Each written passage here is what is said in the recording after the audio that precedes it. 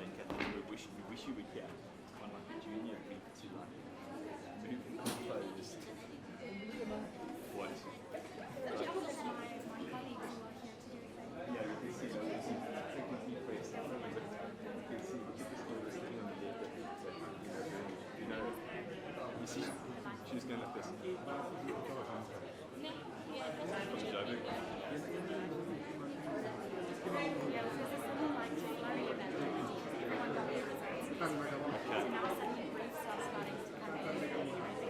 I was interested and I asked Nick earlier in the week, but he didn't yet have an answer for it.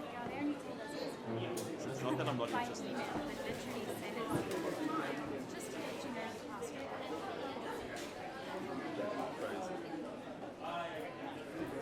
It's in London. I mean, in Washington. That's from Charles Kurt of London, but he's made in China. It's the type of you get. I don't understand this. So why do you go to Washington? It's by a time it's of a brand of London. Branded London. It's a bit confusing. It feels wrong. Next time I'm going to tell them I want one that was made in Washington as well. You know what's very difficult? Is finding strong bow tie. Yeah. Sweet Sandy Cross. Do you want to is it? It's weird. Yeah. That's cool. Like I have a really cool set on the back of this one. It's my dad's. Oh, cool.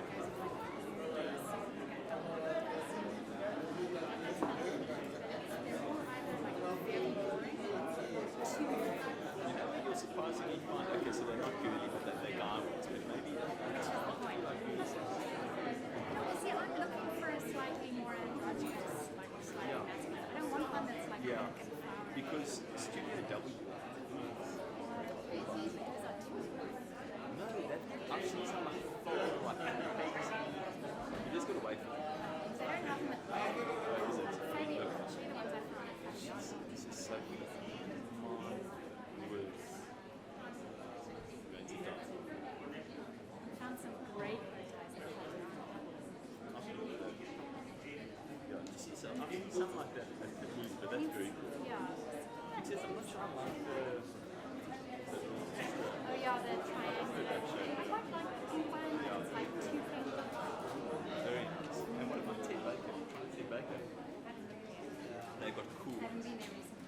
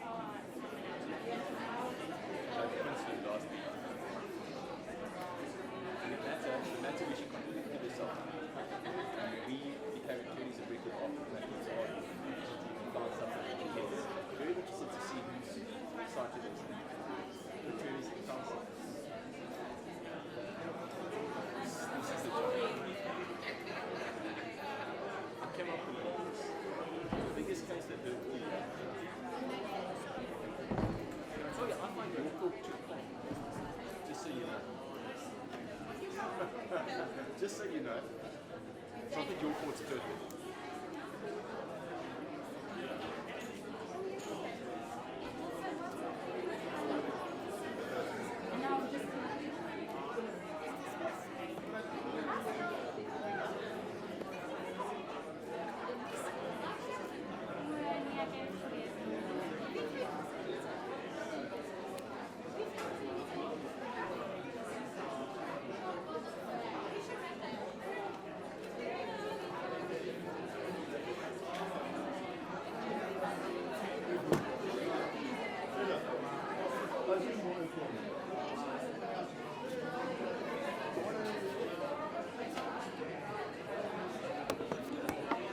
I'm standing like I'm going to start arguing soon.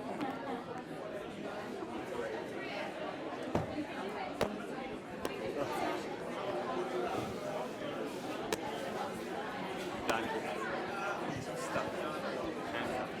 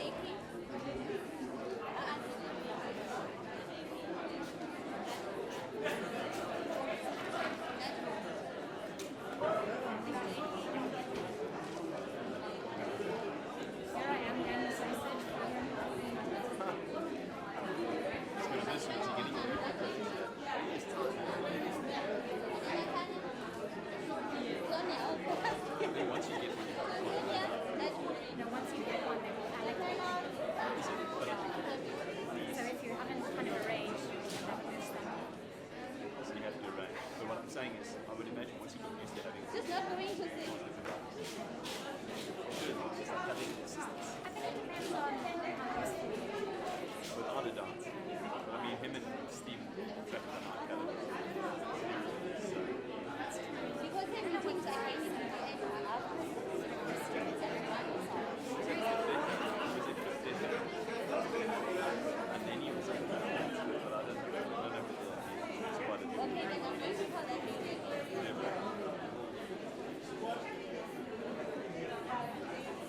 Enough of these two hours, it will be fine.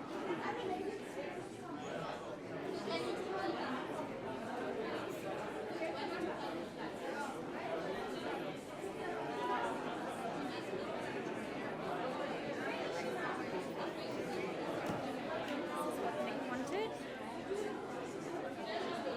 Very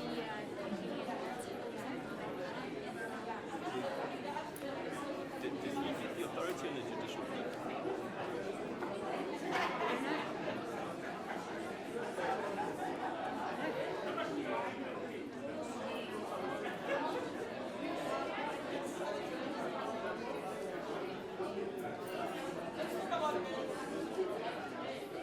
Do you know what else is difficult to find? With shirts for women. And cut shirts, huh?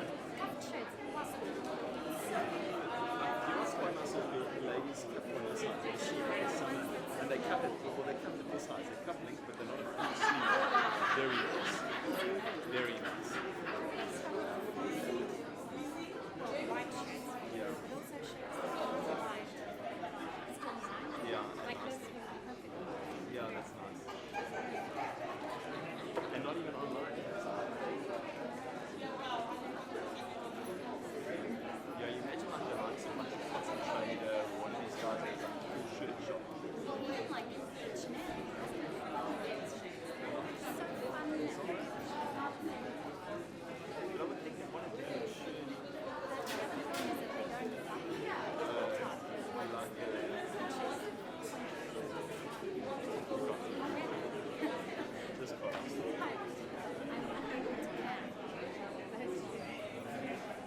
I haven't quite. It's difficult to find white shirts. It's not a problem I've had to. Yeah. You want That is true. That is true. I'm going through a weird situation. I'm not having to solve the problem. Maybe you can add your. I'm literally all my shirts literally over here and here. It's not even and on my nice shirts.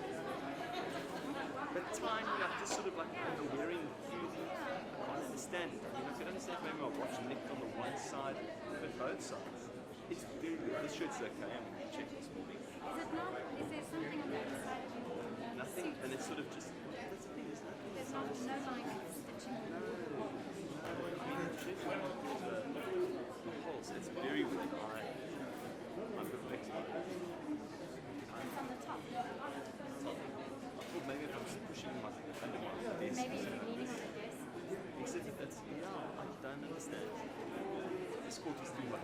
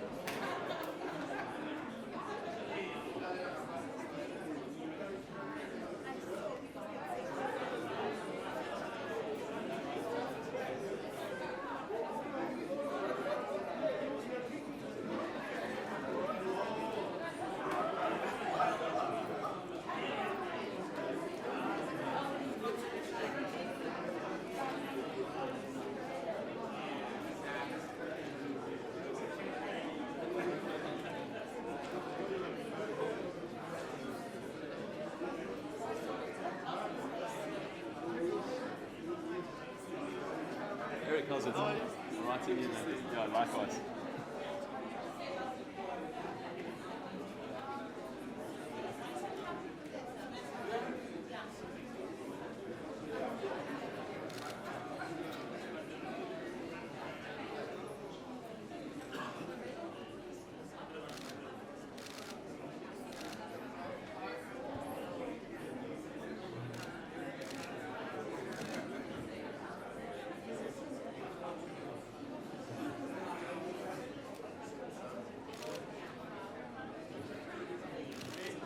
Isaac, how are you? I'm good, thank you. I'm going to try.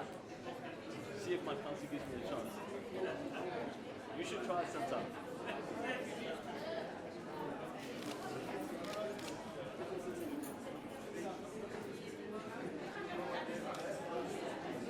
Who's she for? For Fakey as well. She's one of the two pupils. And I think they're just here with their mentors from there.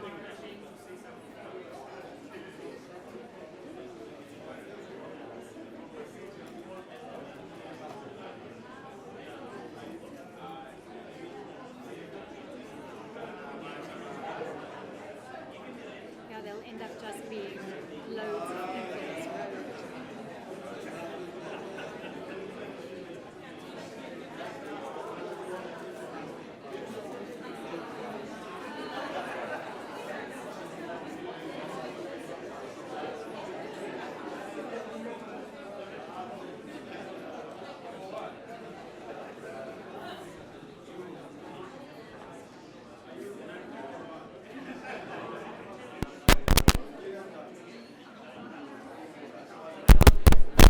Mic check, mic check, mic check.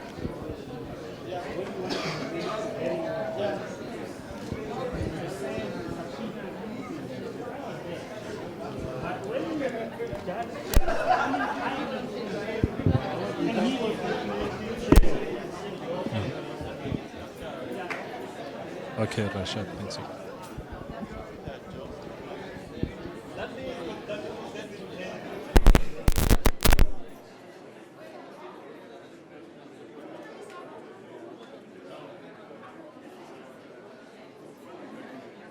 no, mine your way.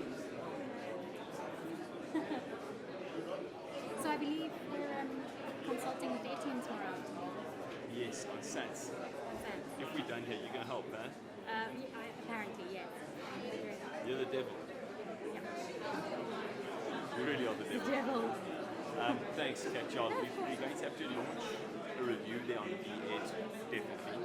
Yeah, that I'm already busy drafting. Okay, great. On the foundation and intermediate. Yeah, and then on the grade R, we're expecting to have to launch an urgent in November, late November. And that's going to be taken on the 17th. So the next week, it puts us in kind of like first week of December. It is not available then. He's got a 5-week arbitration or something. So we would have to get you some things on chat to Nick. But who would be good for this? It's not everybody who knows. It's right for young.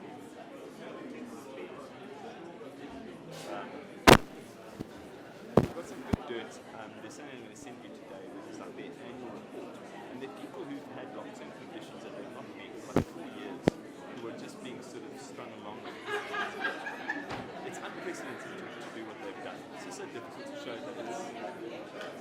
Very, very badly. Yeah. To prove that it's difficult.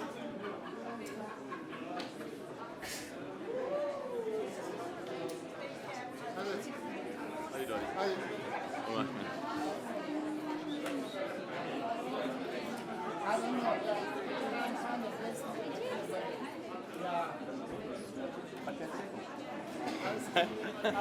Dolly? Settle. Sitting. No, we're not going to have anything to do for a while. They're first going to argue the intervention applications.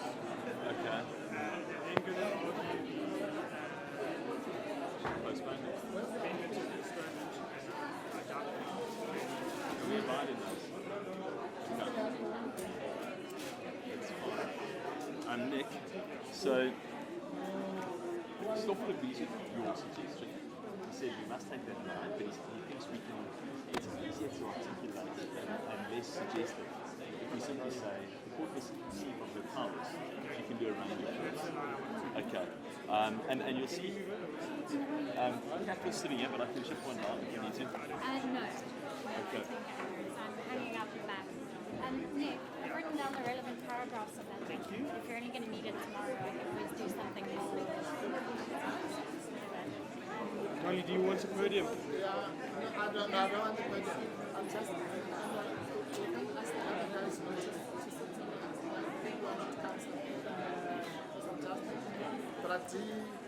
Yeah. And you would mind? I think to Mr. should come to the front because he's going to... Yeah, you know, I might... Oh yeah, you are... And we're not involved now. Yeah, we're going to need some more seats. Would you... Let me come sit here next to Eric.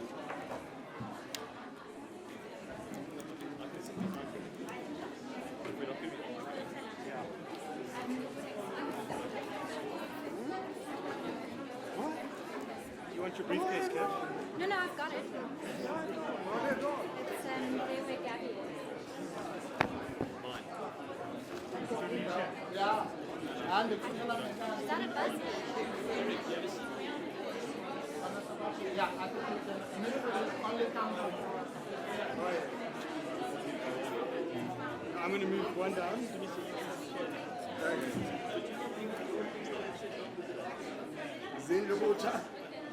Well, no, it's seniority as well. Clearly, we both have good taste. I've got the same one. Same day. Yep. Very good.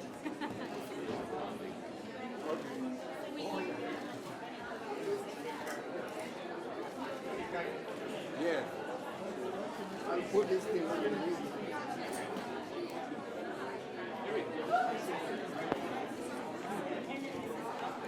Is there no air conditioner? I don't think so. think they're in the process of it. I managed to find a discussion on that judgment in the report of GRC. Oh, On Paris. It wasn't Shlope, it wasn't Ring, it was Shlope who handed down the judgment. But I will tag the paragraph references for you. It's 11 to 21 of the TRC report. okay.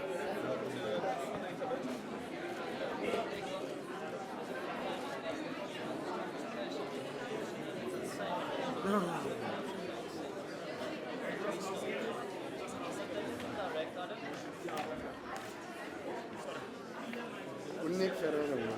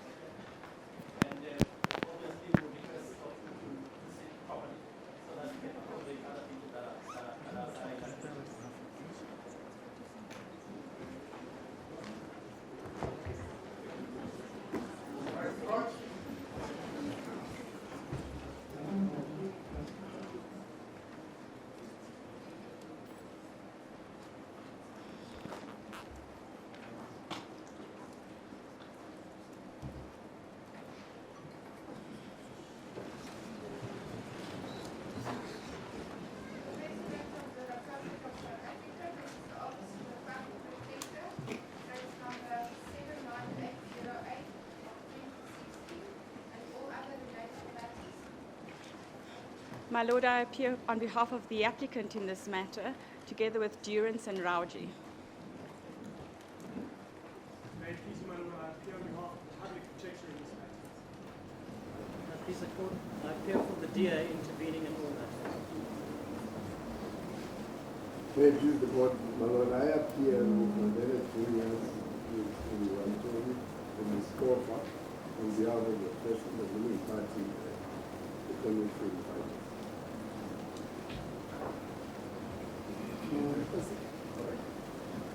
As it pleases the court, my lords, I appear for the second and third intervening party, the United Democratic Movement and COPE, together with my learned colleagues, Ms. Luchole and Kofa.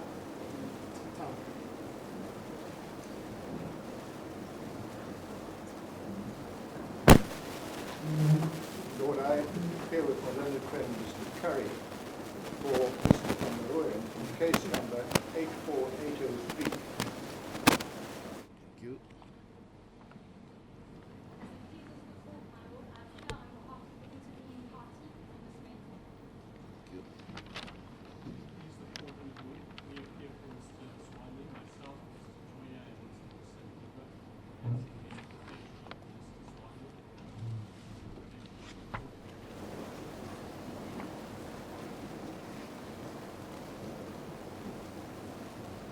Right.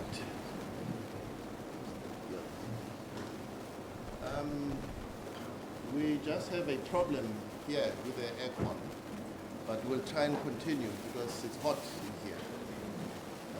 Hopefully we'll be able to hear each other.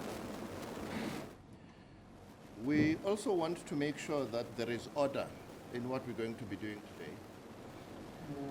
And the first issue that has to be determined is who is in the matter. I say that because there is the main application by the applicant,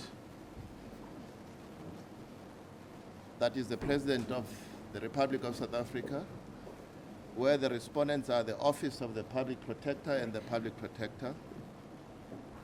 And then we have a number of intervening applications, parties who want to intervene in that application.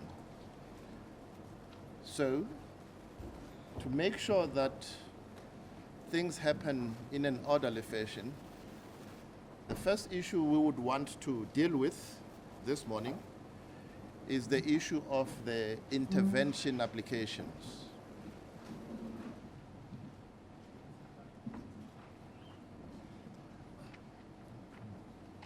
My Lords, if I may, just before we start with that issue, the Lordships will remember that there was an issue in Chambers about the intervention application of the Economic Freedom Fighters, UDM and Congress of the People in the Van Rooyen application. Yes. I beg you to hand up. That application was only served overnight for the reasons that it was received late. I beg you to hand up the copies.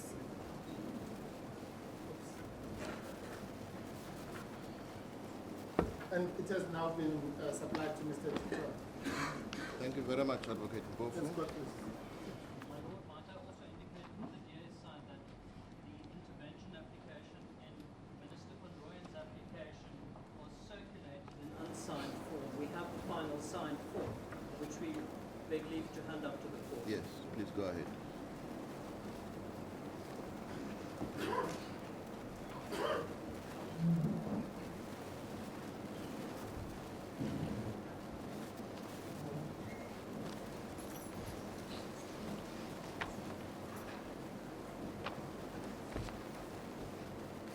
Right. The first submissions we're going to be hearing are the parties wishing to intervene in the President's application. I think the DA has to argue first as an intervening party. As the court pleases. My Lords, as far as the DA's position is concerned, it is one of the complainants that gave rise to the investigation into state capture by the Public Protector, as a result of which the report, which is the subject of the applications, was issued, was signed and finalized. In terms of Section 8.3 of the Public Protector Act, the complainant has a right to their findings as soon as possible after they have been finalized. And insofar as the relief being sought impacts on the DA's statutory right to the final report, our submission is that that in itself gives the DA the locus standi to approach the court for relief, particularly where interdictory relief being sought by inter alia Minister Van Rooyen has an effect of interfering with the doctrine of separation of powers. And that is an issue in which the DA further has a very clear right. Our submission is that that, in short, is the answer to all issues where the DA seeks to intervene. And that is, in addition to that, it is a political party in the same position as many of the others who represent constituents with a public interest in the proceedings. And for that reason, our submission is that the DA's role and right to intervene in this matter should be beyond question. And our submission is that only vague opposition to it has been raised, none of which is substantial or substantive, and we will move for the granting of the DA's intervention and ordering that those parties opposing it pay costs, as the court pleases. Thank you very much, Advocate Labuskaghni. Now for the EFF. The please the court note today. My name is Julian, the White Court is going to move for the intervention of the As the court pleases, the EFF's position requires that we look at this firstly from a historical perspective. What originally happened, which got the EFF to intervene, was an application brought by Mr. Condoya under case number 80707/16. That application, your lordships will recall, was brought before Justice Fourie on the 14th of October 2016. The EFF applied to intervene in that application, but it also applied for a counter application, a separate substantive application for a declaration for an order that the report should be released. Subsequent to that intervention application, we know that the matter then came before Justice Fourie, and Justice Fourie then granted an order on the 14th of October, essentially saying that the applications, in other words, the Van Rooyen application and the President's application, should be held together contemporaneously, and they were set down for a hearing today. Mr. Van Rooyen, as we know, subsequently withdrew his application. But that withdrawal application had no impact on the EFF's counter application, because as your lordships know from the decisions that we've cited in our heads of argument, and particularly in paragraph 4.2 and page 3 of our heads of argument, the authority of the AD in the case of Luster Products, this has Magic Sky, says that the proceedings, in other words, the main and the counter application, consist of separate applications having a certain overlap and being argued at a combined hearing, but separate and independent applications nonetheless. So the effect of the withdrawal of the Van Rooyen application was essentially to then leave the EFF application standing on its own, in other words, the application to compel the public protector to release that report. So on that first basis, that the counter application brought by the EFF on the 14th of October stands and has not been opposed by the public protector, and presumably it is opposed by the President. So we have a separate application that we have an interest in having had, regardless of what your lordships believe or think about the consolidation or about the intervention as such. The EFF has an independent application for a release of the report. So that's the first basis for the EFF's intervention. The second basis is it's not clear to us when one reads the President's opposition to us, it's not clear to us whether or not it is contended that the EFF's left standing in the sort of classical local standing sense, in other words, the capacity to intervene and the capacity to signal, or whether they argue that the EFF has no interest in the application. And those two are separate concepts, and they seem to be, in a sense, argued together by the President.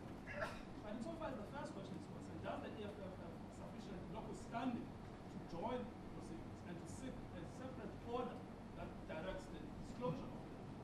We've cited the judgment of the full bench of the Free State in paragraph 7 of our heads of argument, and that's the judgment in Bioenergy Africa, this is Freedom Front Plus, 2012, volume 2, SA, page 88, full bench division, Free State. And then it makes it clear that this is the passage. It seems evident that the Constitutional Court has given an extended interpretation to Section 38 to incorporate violations of and threats of all rights, obligations, values, and principles contained in the Constitution committed by public bodies or public officials. And then it goes on, and then it makes it clear that the standing of political parties is now beyond any contestation, where the issue sought to be determined concerns the enforcement of rights, obligations, values, and principles. You should know that the EFF's main argument seeks to enforce a constitutional obligation sourced from Section 182, sub 5 of the Constitution, which makes it clear that once a report of the public protector has been finalized, there is a duty to publish it. The EFF also seeks to enforce Section 8, capital A of the Public Protector Act, which also makes it clear that if the report of the public protector is finalized, there is a duty to publish it. So the EFF has standing in the sense of political parties seeking to enforce the performance of a constitutional obligation. And then the third question, which again seems to be conflated by the President's opposition, is a question of interest.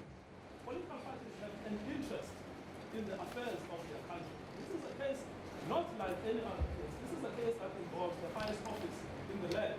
The EFF is the third largest political party represented in Parliament. It has a direct interest in what happens with the affairs of the country in relation to the conduct of the president. It has a specific interest in ensuring that the conduct of the president is consistent with the Constitution. This case also implicates another power, which is a Chapter 9 institution, which is what should happen to reports of the public protector that have been found to be final, that have been declared by the public protector to be final. Should they be withheld from the public, or should they be disclosed to the public? And then the third element that is raised by the case is the rights of the public to know what the public protector has discovered. And in relation to those three capacities, the role of the president, the capacity of the public protector, and the interest of the public to know about the findings of the public protector, the EFF clearly has an interest to come to court and to make to seek an order declaring that there must be a disclosure of that report. So in reality, there is no substantial opposition to what the EFF is asking for. The complaint that is made is a technical complaint, which essentially goes along with this. Well, you did not formally ask for consolidation. You did not formally ask for an intervention in the president's application. But that level of formalism, quite apart from the fact that it's inappropriate for the head of state to be running a case as importantly as on formalistic grounds, the problem is that that formalism overlooks what happened before Justice Fourier on the 14th. Because the president was, of course, here, represented by senior counsel and by a senior attorney. It was agreed in that discussion that all of these cases would be held contemporaneously with the Van Rooyen application. If there had been any issue, any question mark about the propriety of that course of conduct, no doubt the representatives of the president would have raised the concern and said, no, we do not agree that the EFF is entitled to participate in this proceedings. So the mere fact that there was an agreement, and I do recall because I was in court with Justice Fourier asking towards the end of the finalization of the matter about the heading in relation to the matter. Every advocate who was in court on the day stood up and said, no, Judge, everybody understands along common lines what will happen with the first. So we are, I must admit, taken a little bit by surprise that the president at the last minute now seeks effectively to resign from an undertaking made that all of these cases will be held jointly together. They may argue that technically there will be no consolidation, but it's quite irrelevant because the spirit of the agreement of the 14th of October was that everything was going to be held together. That, of course, makes sense for another reason, Justices. In a consolidation application, the only question of law is convenience, and of course, making sure that no one is prejudiced. The president does not want to any prejudice that they will suffer if all of these cases are held together. They don't say that we are going to suffer prejudice because you have not given us a chance to respond, or we're going to suffer prejudice because you have not given us a chance to file heads of argument, etc. They simply say we want you to comply in the most formalistic level with a consolidation application. We would argue that in a case as important as this, the court should not be detained by that kind of formalism in relation to the argument. And the question really is, what prejudice is the president suffering? We submit that there is no prejudice that the president is suffering. So in summary, these are the three submissions that the EFF makes. One is that its counter-application for the release of the report stands. It is not opposed by the public protector. It is presumably opposed by the president, and it is presumably opposed by Mr. Van Rooyen. And that counter-application does not depend on any question of intervention. It is a self-standing, separate application according to the authority of the AD. Second point, the EFF has got standing under Section 38, D and E, in its own name and on behalf of its own members, and also in the public interest, to sue and to ask for the relief that it is seeking for. Number three, the EFF has a direct and a material interest in relation to the affairs of the country. They want to know what the president is getting up to. They want to know what the public protector is getting up to. And as a political party, they have a requisite interest. And we've cited the relevant authorities. So we would, like the DA, move for an application admitting the EFF as a party, not simply in the Van Rooyen application, but also in the president's application. As the Lordship please.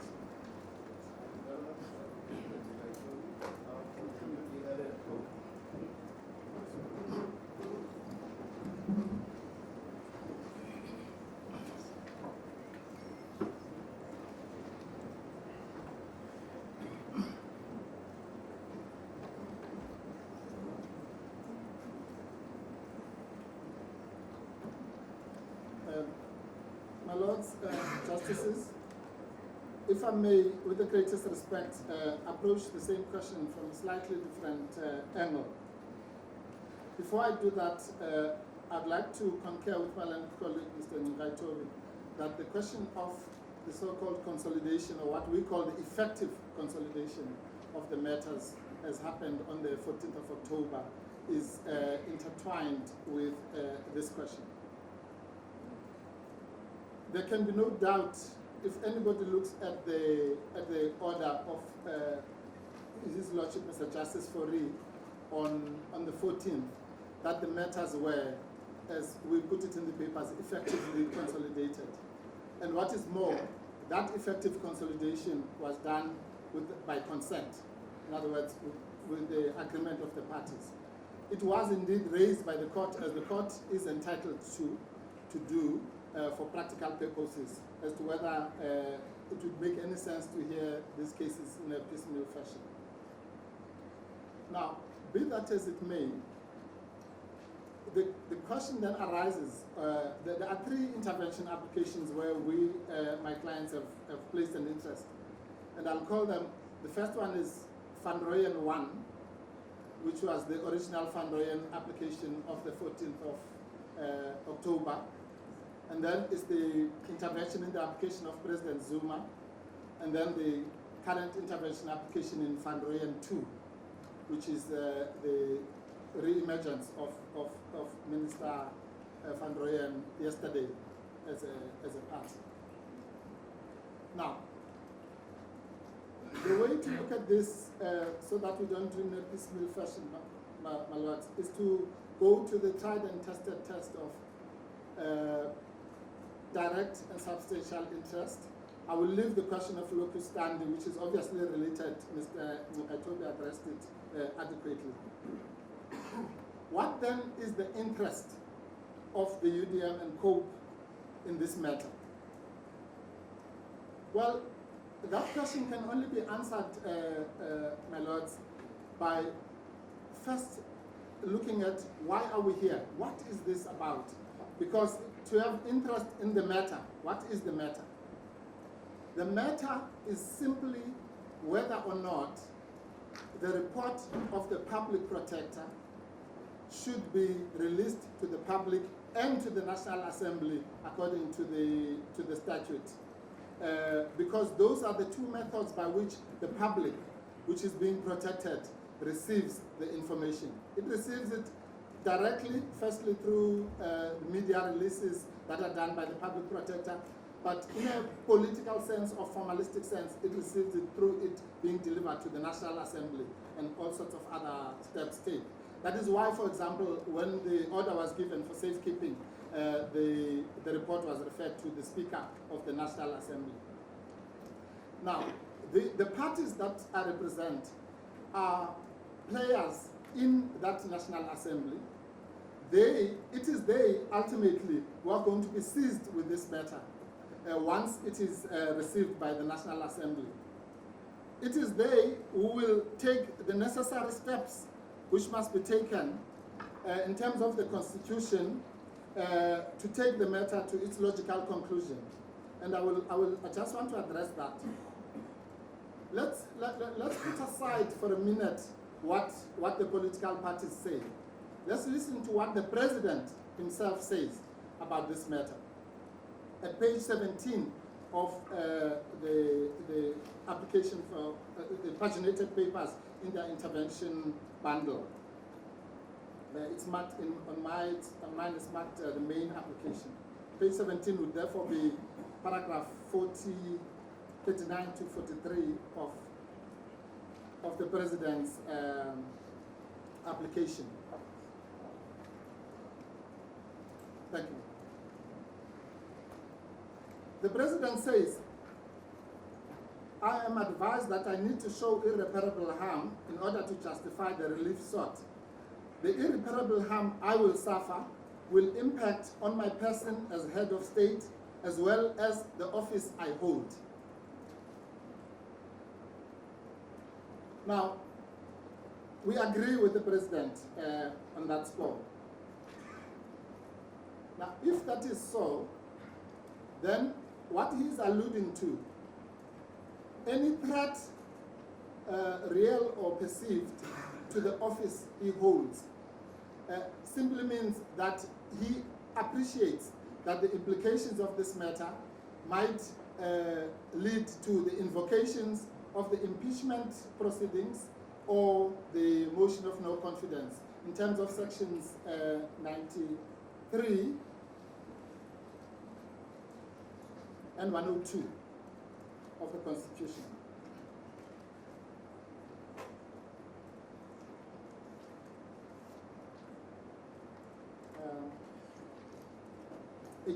89, 1 and 2, and 102, 2. I beg your pardon, my lord.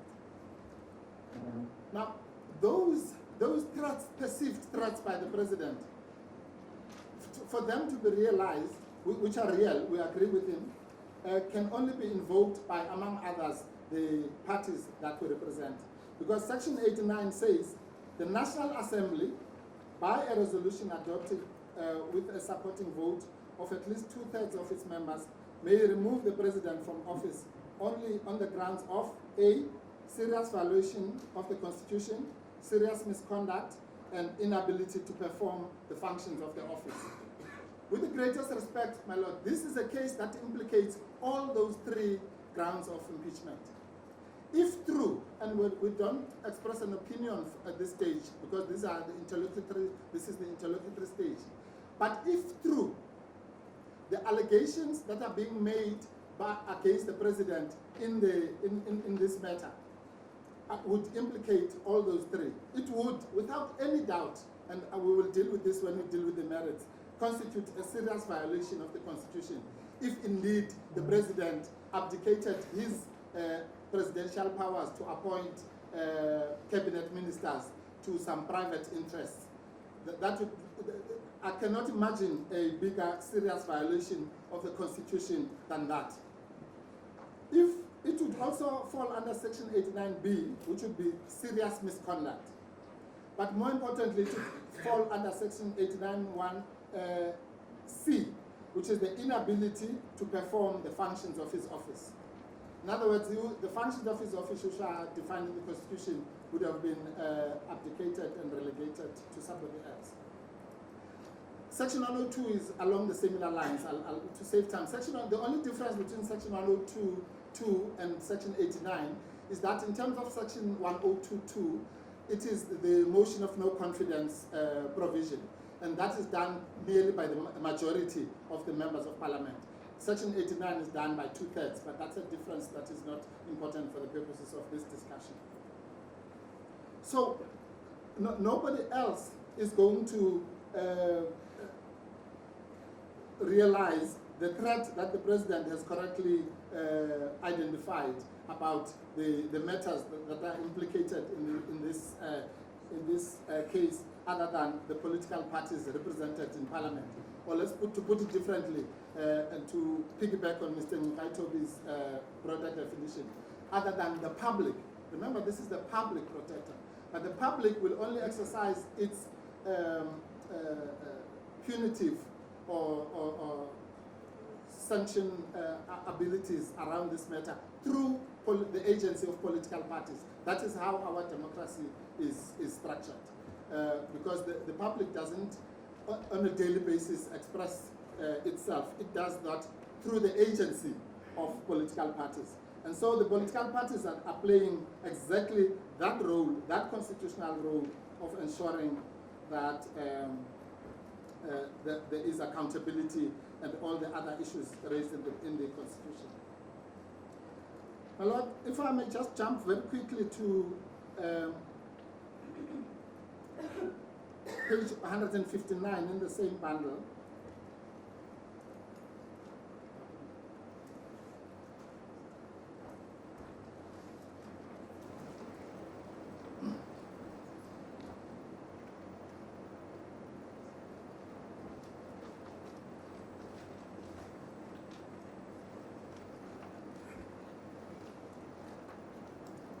That would be paragraphs 52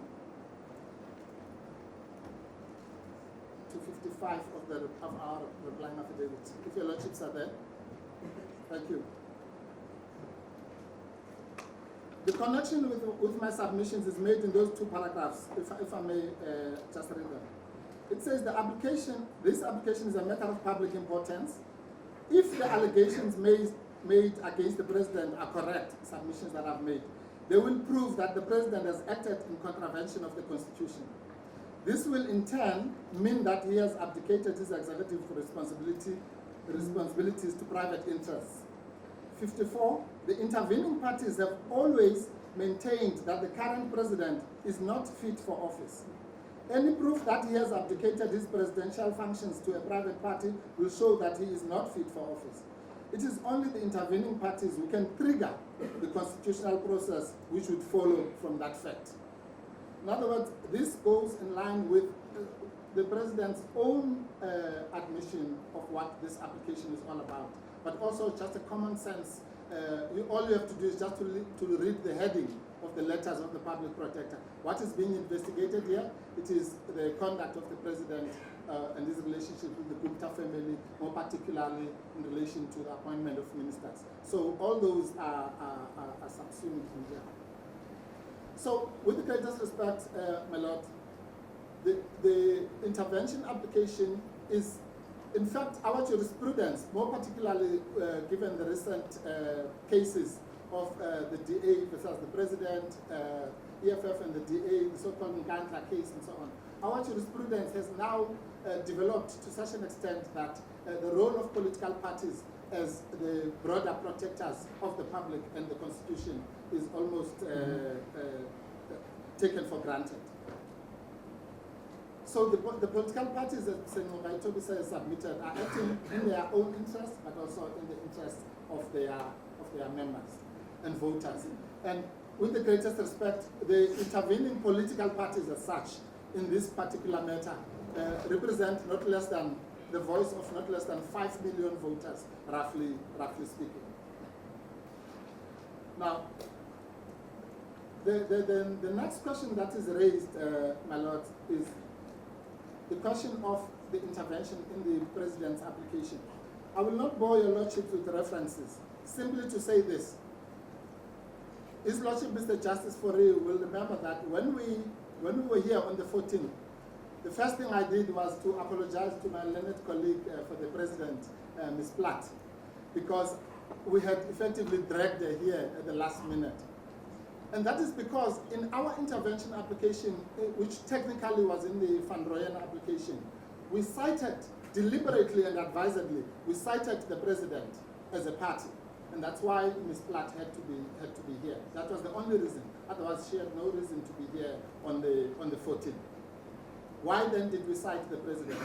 We cited the president because any cursory reading of our application for intervention will show, my lords, that we refer to both parties. Many, many times, I don't have to go to the papers. It says neither the applicant nor the second respondent can do this, neither the first or the second respondent were not given adequate time, and so on and so on. In fact, there's a specific reference in that affidavit which is directed solely to the president, where we say we are going to contest, as we do, the right of the president to be represented by the state attorney in these matters. And that is directed, I'm not making that point now, I'm simply saying that those are allegations which in that founding affidavit are specifically directed at the president. So there could have been no doubt in their minds that the intervention application, while at face value it might have looked like it was merely for the Van Rooyen application, actually was directed at them both through the substance of the affidavit and the mere fact that they were cited and brought here to court. Mr. Toby covered the issue of the court order of the 14th. Yes. In case that's where you're moving to. No, I'm not moving there, my lords. I'm moving to the issue that the effective the intervention application, because remember there's an argument that says, or that will be presented, no doubt, that the president's application stands separately and it should not have been, or rather we have no right to intervene in it. all I'm saying is that, my lord, to crown it all, the president, at a stage when he knew that Mr. Van Rooyen had withdrawn, chose to answer to our intervention application. He could not have chosen to answer to our intervention application unless he knew, which he did, that our intervention application also covered the president. That answering affidavit where he says, whatever he says about the DA also applies to us, betrays any latter complaint that there is no intervention application in respect of the president. So that covers now what I would call Van Rooyen 1 and the president's intervention. It was all covered in the original application for intervention, which in our respectful submission was effectively consolidated. So what of the Van Rooyen 2, which is the latest application? Well, we oppose that application. Well, firstly, the papers that I've headed up, my lord, the affidavit serves for two purposes. It serves as a founding affidavit, quote unquote, for the application for intervention, but it's also an answering affidavit to the Van Rooyen application.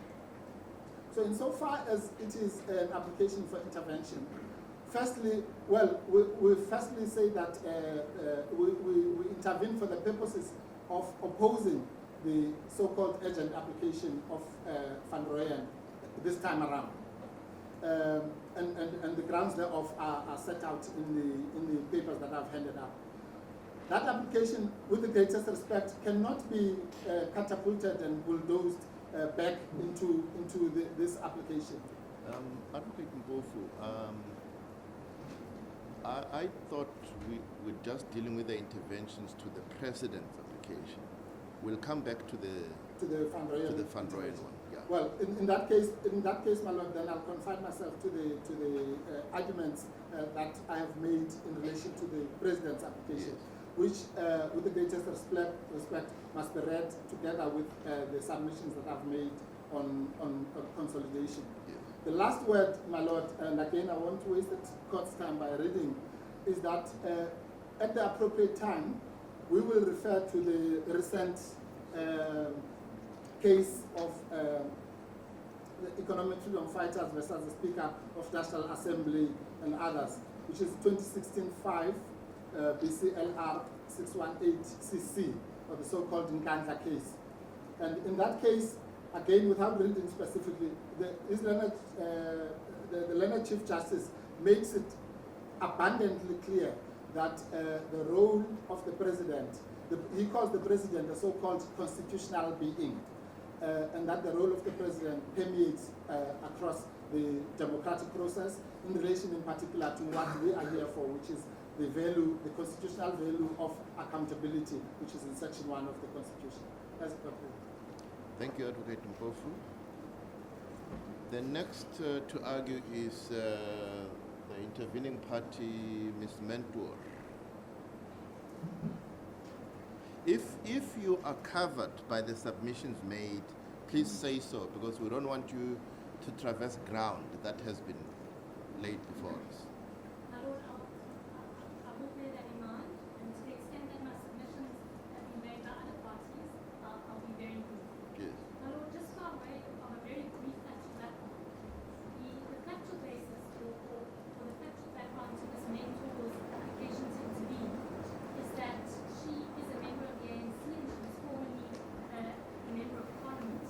And in March of this year, she made certain disclosures, certain public disclosures, which served partly as the catalyst for the Democratic Alliance requesting a public protector to investigate the issue which is at the heart of this matter. And she then subsequently also was called upon by the public protector and willingly cooperated with the public protector's investigation. And so, and by way of legal background, my Lord, Ms. Mentor originally sought leave to intervene on two bases.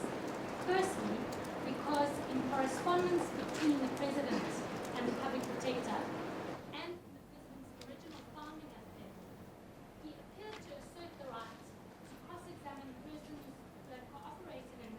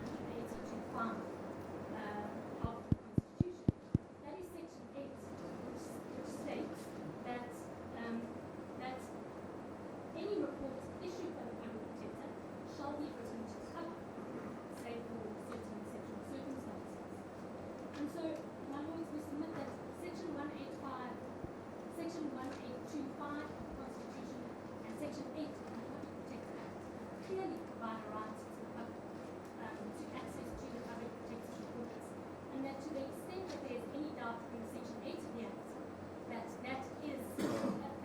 provision should be interpreted not just to impose an obligation on the public protector, but a right to the public. We submit that must be resolved by interpreting that provision in light of the Constitution.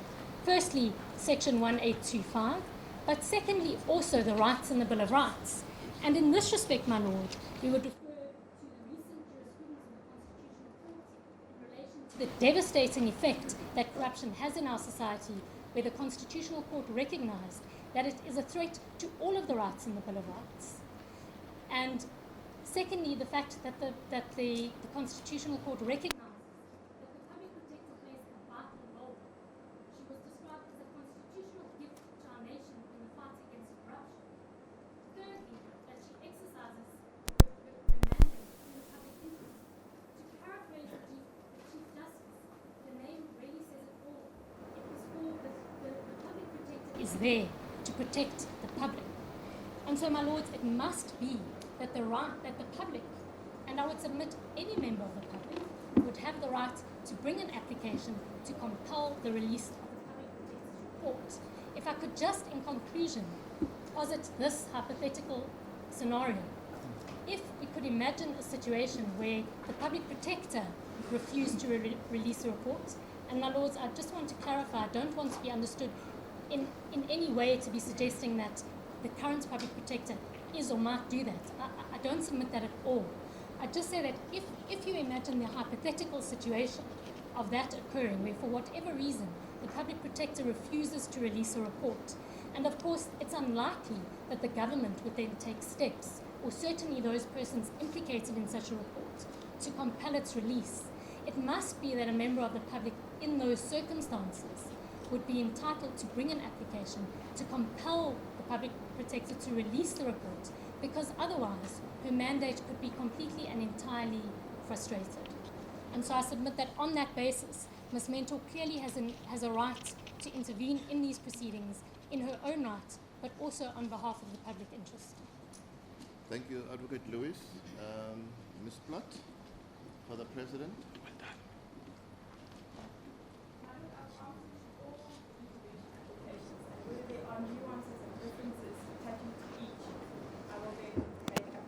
Make submissions with regards to those ones individually. Yes, my lord. Are you opposing all the intervention applications? I'm opposing all the intervention applications. I will make one submission with regards to all of them, and where there are nuances and differences with relation to each of them, I will just touch on that. Perhaps before you start, in order not to break your flow, yes, my lord. What do you say about the court order of the 14th of October? The court order of the 14th of October was not a consolidation application. My lord, when I appeared, I stood up and said that I was here for the second respondent, and I was not sure why I was here, because I haven't been served with any papers. And that was the submission made on behalf of the applicant, which is the president. We were told we are a second respondent. Then they said intervening parties can then file papers on the Monday. We agreed to that. And we have expected a proper joinder application with regards to the EFF and UDM and COPE. Just like the DA did. The DA intervened in both case numbers. It intervened in our case as well as intervened in the Van Rooyen, as my learned colleague Mr. Mpofu says, Van Rooyen 1. So the DA intervened in both. Ms. Mentor intervened in this one. Yes, my lord. Did you, and every time I say you, please, I'm referring to applying the president. Yes, my lord. Did you not agree to the applications being heard together? I agree that the applications should be heard together. Yes, my lord. So it is the formal consolidation you're opposing? Well, there was no formal consolidation. Well, they seek it now. They seek, my lord, there's no formal papers before you. They raise in a replying affidavit a joinder. But my lord, we're not going on the consolidation. If my lord feels that there is a consolidation, we're not going there. Our our opposition is not directed solely on consolidation and joinder. Our opposition is based on direct and substantial interest. And that's the point we're going on. That's the point we're relying on, not on the Section 38, joinder, consolidation, any of those points. If we fail on direct and substantial interest, we will fail on any of the other ones.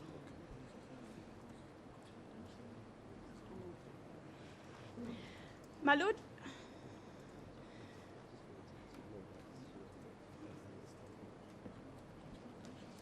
You may continue, Advocate Blatt. yes, my Lord, this is an application in where the President has come to enforce procedural rights. That procedural rights attaches to the President and the President only. Those procedural rights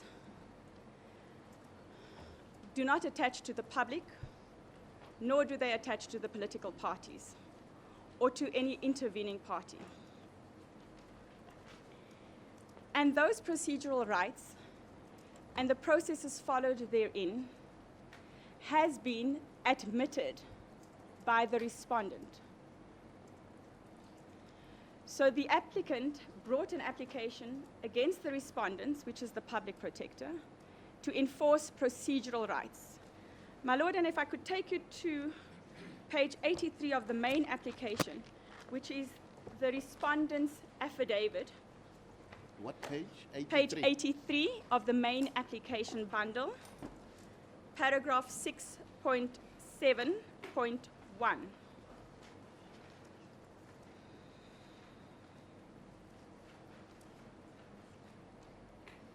It says the facts 7.1. It says the facts concerning the process followed by Advocate Madonsela in preparing the report are essentially as set out in the affidavit of the President at paragraphs 13 to 27 of his founding affidavit, excluding paragraph 21, which amounts to comment on the facts.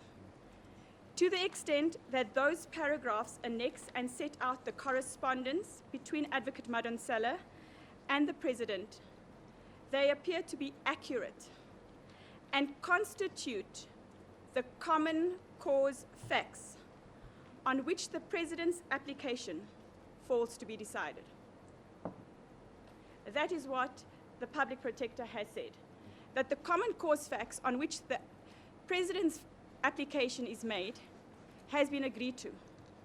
They are common cause between the applicant and the respondent, because these are procedural rights that can only attach to the respondent, to the applicant. It's the applicant that is being an implicated person. It is the applicant that's being asked to answer questions. It is the applicant that was given the right to pose questions to witnesses by the Public Protector, in which she says she will determine the process in terms of the Act as to how those questions can be posed and to who. So the Public Protector has admitted all those facts. Those facts cannot be refuted by any of the intervening parties, because they... I just want to understand. Yes, ma'am. Do you submit that the procedural rights, which you say attach to the President alone, yes, should be looked at in isolation, excluding the rights of any other person? Because this is what the application is based on. And I'll, but is that your submission? Yes, and I'll explain why I say that later. So the only two parties that are aware of the procedural requirements are the applicant and the respondents. And both have made common cause amongst each other on the facts. So there's no party that can refute those facts. They attempt to do so, but they cannot refute it because they say they don't know the process or they don't know the questions. So on that basis, we say that because there are procedural requirements that needed to be followed, which has been admitted by the respondents, that relief attaches to the President only. Now, with direct and substantial interest, Can I just quote from, sorry.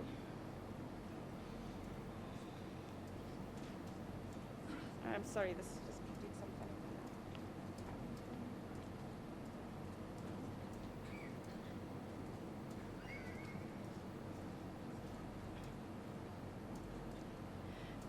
Sorry, my lord, we're just trying to. It's Gordon versus Department of Health, 2009, 1, All South Africa, 39, SCA at paragraph 9. And the Supreme Court of Appeal stated the following: the issue in our matter, as it is in any non-joinder dispute, is whether the party sought to be joined has a direct and substantial interest in the matter. The test is whether a party that is alleged to be a necessary party has a legal interest in the subject matter, which may be affected prejudicially by the judgment of the court in the proceedings concerned. In the Amalgamated Engineering Union case Supra, it was found that the question of joinder should not depend on the nature of the subject matter, but on the manner in which and the extent to which the court's order may affect the interests of third parties. The court formulated the approach as first to consider whether the third party would have locus standi to claim relief concerning the same subject matter, and then to examine whether a situation could arise in which, because the third party had not been joined, any order the court might make would not be res judicata against him, entitling him to approach the court again concerning the same subject matter and possibly obtain an order irreconcilable with the order made in the first instance. And we say that the intervening parties do not have a right to intervene on that basis, because in order to state that procedural requirements as attaching to the president was not followed does not affect their right to know what is in the report. Because if that order was given, it is not irreconcilable with any other order that they could attain. Because once those procedural requirements have been met and the report released, they have every right to look at that report and deal with it on that basis. We're saying that procedural requirements as attaching to the president cannot be a direct and substantial interest, because they cannot say that their interest to know has been affected by the president obtaining an order that he has the right to answer questions. They cannot say that that is a direct and substantial interest. They cannot say that he has a right to ask questions that it will affect their rights to know. Because ultimately, once those procedural requirements have been fulfilled and a report issued, they can then challenge that report as to whether there is any other basis for why they have a difficulty with it. If that is the case, it doesn't affect the order that the president seeks. And that order is merely, give me an opportunity to exercise my rights, as you say I have. As you've said to me, I look forward to your questions, Mr. President, in relation to the witnesses, and I will determine how that procedure will follow. The public protector has said that, and then promptly thereafter finalizes a report. We are saying procedural requirements were not followed. The public protector has agreed with that, and it's on that basis that we say any order here will not have a direct and substantial interest on any of the intervening parties. My Lord, and then we will not go to section 38. I just want to check that I've covered everything. So the direct and substantial interest will go through to all parties. The submissions made by UDM and COPE with regards to impeachment, that happens in a different format. No order here will affect impeachment proceedings. Those happen in Parliament and not in front of this court. So what is in the report and its outcomes will not affect the political parties if the president is given a right to fulfill its procedural requirements that the public protector has agreed he has. With regard to Ms. Mentor's application with reference to cross-examination, we do concede that it's not a cross-examination. However, we are entitled to pose questions as determined by the public protector in terms of the Act. And we're saying on that basis, we are allowed to ask questions. And it's the public protector that will determine how those questions will be posed and in what format and whether she will be posing those questions. Because the letter reads, and if I can just take you to that letter, it's Annexure K, my lord, page 72 to 76.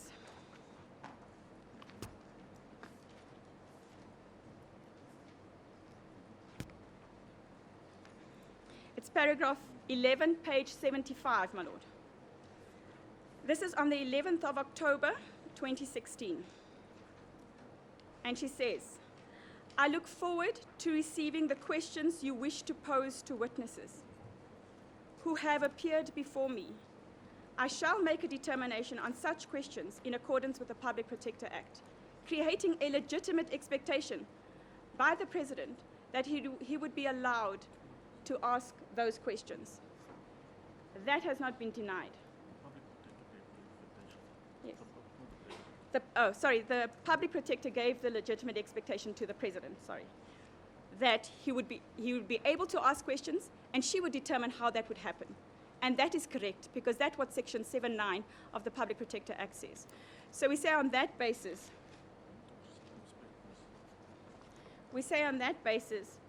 that Ms. Mentor does not have a direct and substantial interest in the matter. And as a witness, we say that in the Hudham's decision of the Supreme Court of Appeal, in the National Director of Public Prosecutions versus Zuma, 2009, 2 SA 277 SCA, at paragraph 85, it says, I'll read from 84, just to give context. In this matter, Mr. President Mbeki, as he then was, sought to intervene in an application in the appeal. And the court says, nevertheless, to be able to intervene in proceedings, a party must have a direct and substantial interest in the outcome of the litigation, whether in the court of first instance or on appeal. The basic problem with the application is that the applicants have no interest in the order, but only in the reasoning. They are in the position of a witness whose evidence has been rejected or on whose demeanor an unfavorable finding has been expressed. Such a person has no ready remedy, especially not by means of intervention. And that is Mrs. Mentor's entire case, that she gave evidence, she is a witness, and therefore she needs to intervene. And we're saying, according to the SCA, you do not have a right and a ready remedy to intervene in an application of this nature. My lord, and she also states, Ms. Mentor, in paragraph 49, page 17 of her intervention application. It's paragraph 14. Paginated 17. Page 17, paragraph 49 of Ms. Mentor's application. She says, indeed, had I known that as a consequence of my disclosures, I would have been at risk of being cross-examined directly by the President or his or her legal representatives, I would have been far more circumspect about making the disclosures in the first place. Thus, if the President's interpretation of Section 792 were to be adopted, it would hamper the Public Protector's ability to combat corruption. And we say this can never be the case, because as the Constitutional Court has said, the Public Protector's findings are binding. So therefore, the proper procedural requirements need to be followed in order for that binding finding to be made. And for a witness to say that they would have been far more circumspect in making their disclosures is very worrying, my lord. My lord, so that is the basis of which we oppose the applications, that they do not have a direct and substantial interest on purely procedural requirements on which all of the parties have no direct facts to rebut what the Public Protector has said. As it is. Thank you, Advocate Blatt. We're going to adjourn for 15 minutes, and then we'll hear the replies. We'll take it from there. Court adjourns.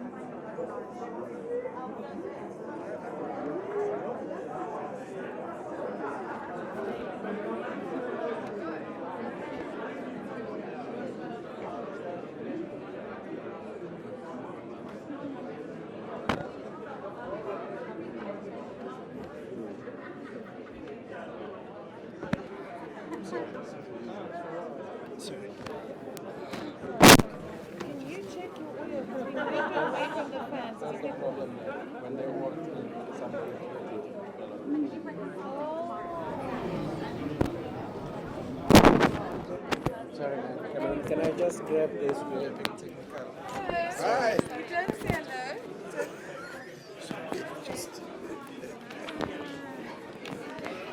I thought you were never even going to smile at me again. After that WhatsApp I sent you about Chiba and...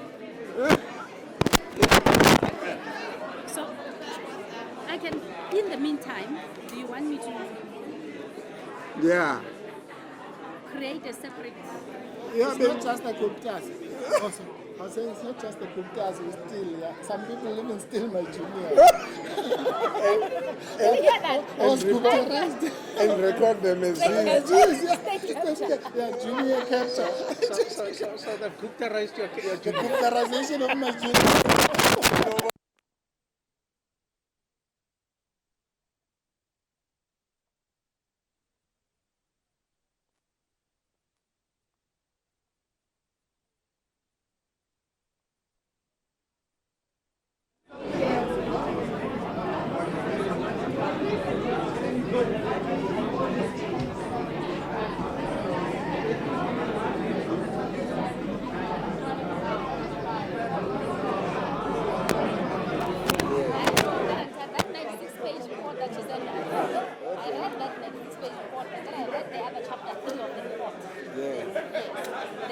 got all the facts and put them together here. This is the only one. But you said to send notes. Where are the notes? The notes. Okay. But why are these people, I mean, why are we having armed people all around the place? I'm a beret or local. Hey, TRT. Some of us don't take kindly to the TRT. Okay. This is the food. Oh, yeah. Here. Okay, that's the merits. No, we'll deal with this. And then, okay, this was the case that Randy wanted. Oh, three, I think he dealt with the agent Have I got that? I emailed it to you at 2 this morning. You don't have that? This is the, but I've given you another copy. No, I've given you another copy. Oh, you did? Yeah, I gave you another copy. Oh, I just said. I gave it to you earlier. This was mine. Oh, was that from you? No. This was mine. Okay, no, I'm sure it's here. Yeah, this deal with the merits. Come to something. We still have to do the. I'm saying we'll have time to look at this. Because we still have to do.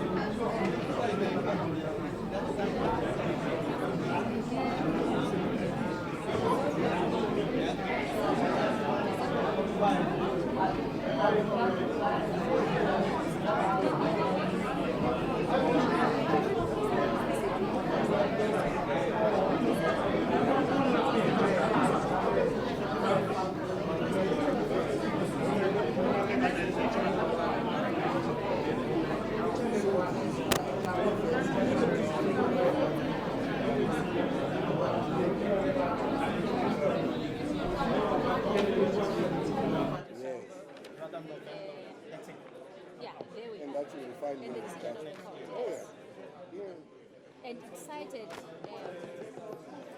cites this case.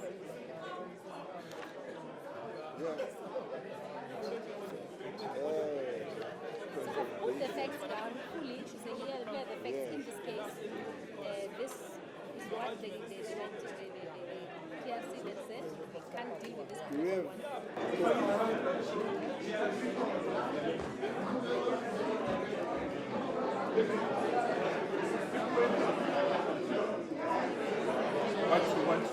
Mic check, 1 2, 1 2, 1 2, 1 2, 1 2, mic 2, 1 2, 1 2, testing, mic check, testing, 1 2, 1 2, 1 2 3 4, 1 2 3 4, 1 2, 1 2, 1 2 3 4, 1 2 3 4 5.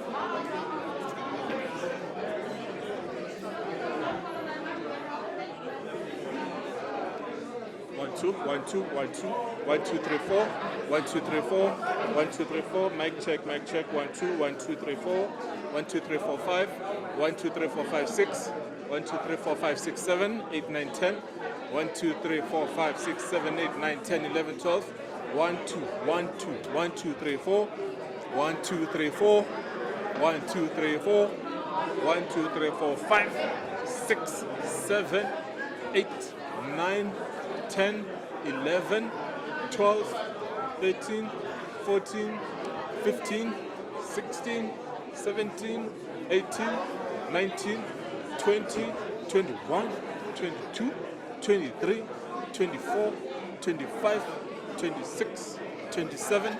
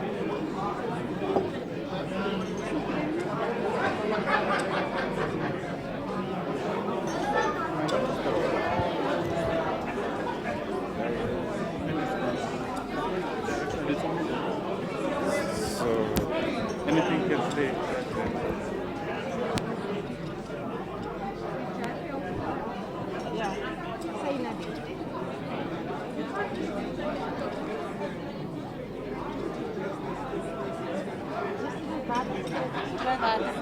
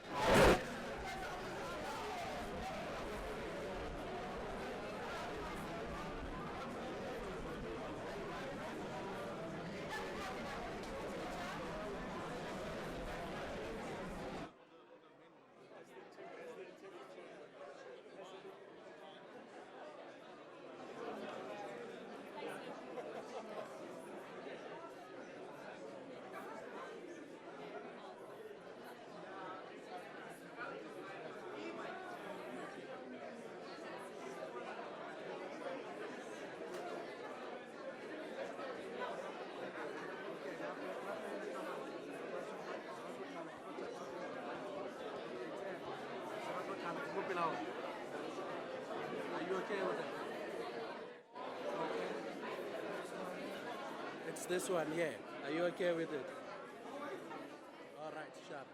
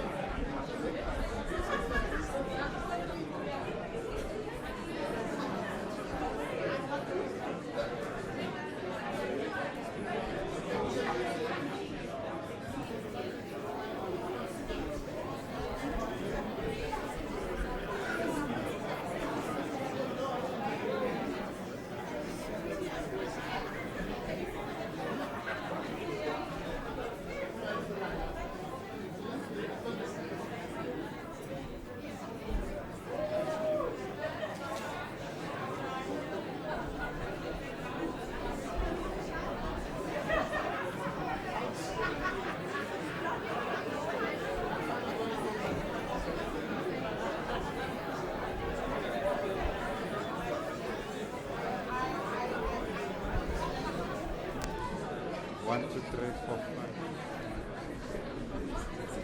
1, 2, 3, 4, 5, 6, 7, 8, 9, 10. 1, 2, 3, 4, 5. 1, 2, 3, 4, 5. Can I start here? Oh, no one? Yeah. Okay, okay.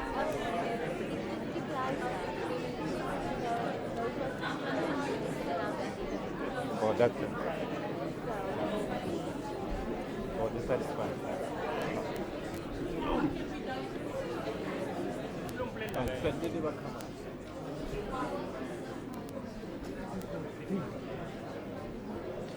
One thing. Thank you. Too long.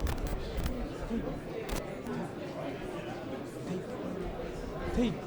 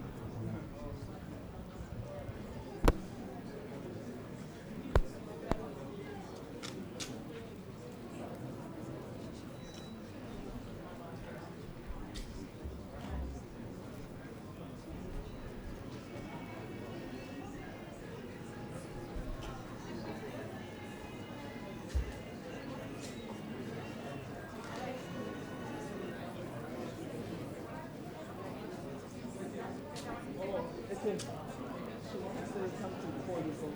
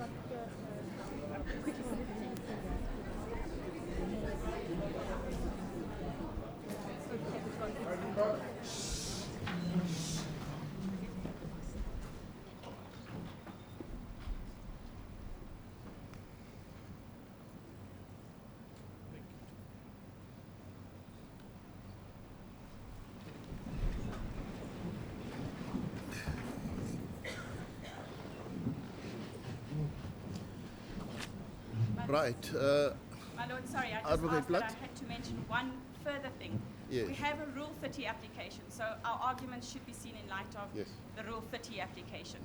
And in our affidavit that we filed to that application, the counterclaim of EFF, UDM and COPE, we specifically say at page 40 in the intervening parties application to intervene bundle 1, if regard is had to the main application, it is patently clear that the President is not a party to these proceedings. Therefore, I'm advised that it's not permissible for me to participate in these proceedings until such time as I am formally joined as a party. Thank you, Madam. Thank you, Advocate Blatt. May I mention something? Yeah. We are not strictly concerned in this application, as your Lordship will appreciate. Yes. But there is something to be mentioned regarding case number 80707, which was the previous application. Van Rooyen 1. Yes. I would avoid that, but okay. And that is this. In the argument on behalf of the economic freedom fighters, yes, they state that they have a self-standing counter-application. Well, of course, we don't dispute that a counter-application is a self-standing application. But before you can bring a counter-application, you must be a party. And they were never admitted as a party to 80707. So when the two parties agreed to settle the matter, or it was withdrawn, the so-called counter-application fell away. So the logic is incorrect. That's the only point we want to make in that regard. Thank you. Thank you, Advocate Detroit. Thank you very much. Yeah. Sorry, just before you argue, Advocate. Mr. Detroit, is this irrespective of whether or no you are part of the so-called agreement of the 14th, which was the basis of a court order? Does that have any impact on what your submissions? My Lord, the agreement was only that the matters would be heard contemporaneously. Yes. Subsequently, Mr. Van Rooyen withdrew his application by agreement with the Public Protector on a particular basis. Therefore, that application fell away. And therefore, the application to intervene fell away as well. And as no intervention had been granted, the counter-application never arose. I raised the question because you would have seen that most of these applicants for intervention say that there was effectively an agreement for them to join. I don't know what that means, my Lord, with great respect. There is either a consolidation or there isn't. You can hear matters contemporaneously as a matter of convenience. With respect was correct. We don't take issue with that. But there was no consolidation. That's clear. And in fact, I believe the Public Protector says that as well. Just before you sit down, I'm sorry to interrupt. Yes. I want to understand your submission. Is the position perhaps not suggestion that if the application has been withdrawn and there was no consolidation, so there was no intervention granted, that the so-called counter-application then remains as a substantive application on its own legs? No, because not in that case number, under that case number, because that case number ceased to exist. When the application was preceded by an application to intervene.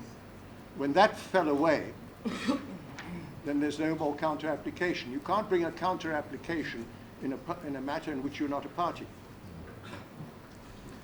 Thank you, Advocate Detroit. I think that's the issue we have to resolve at the end of the day, isn't it? As your Lordship, please. Thank you.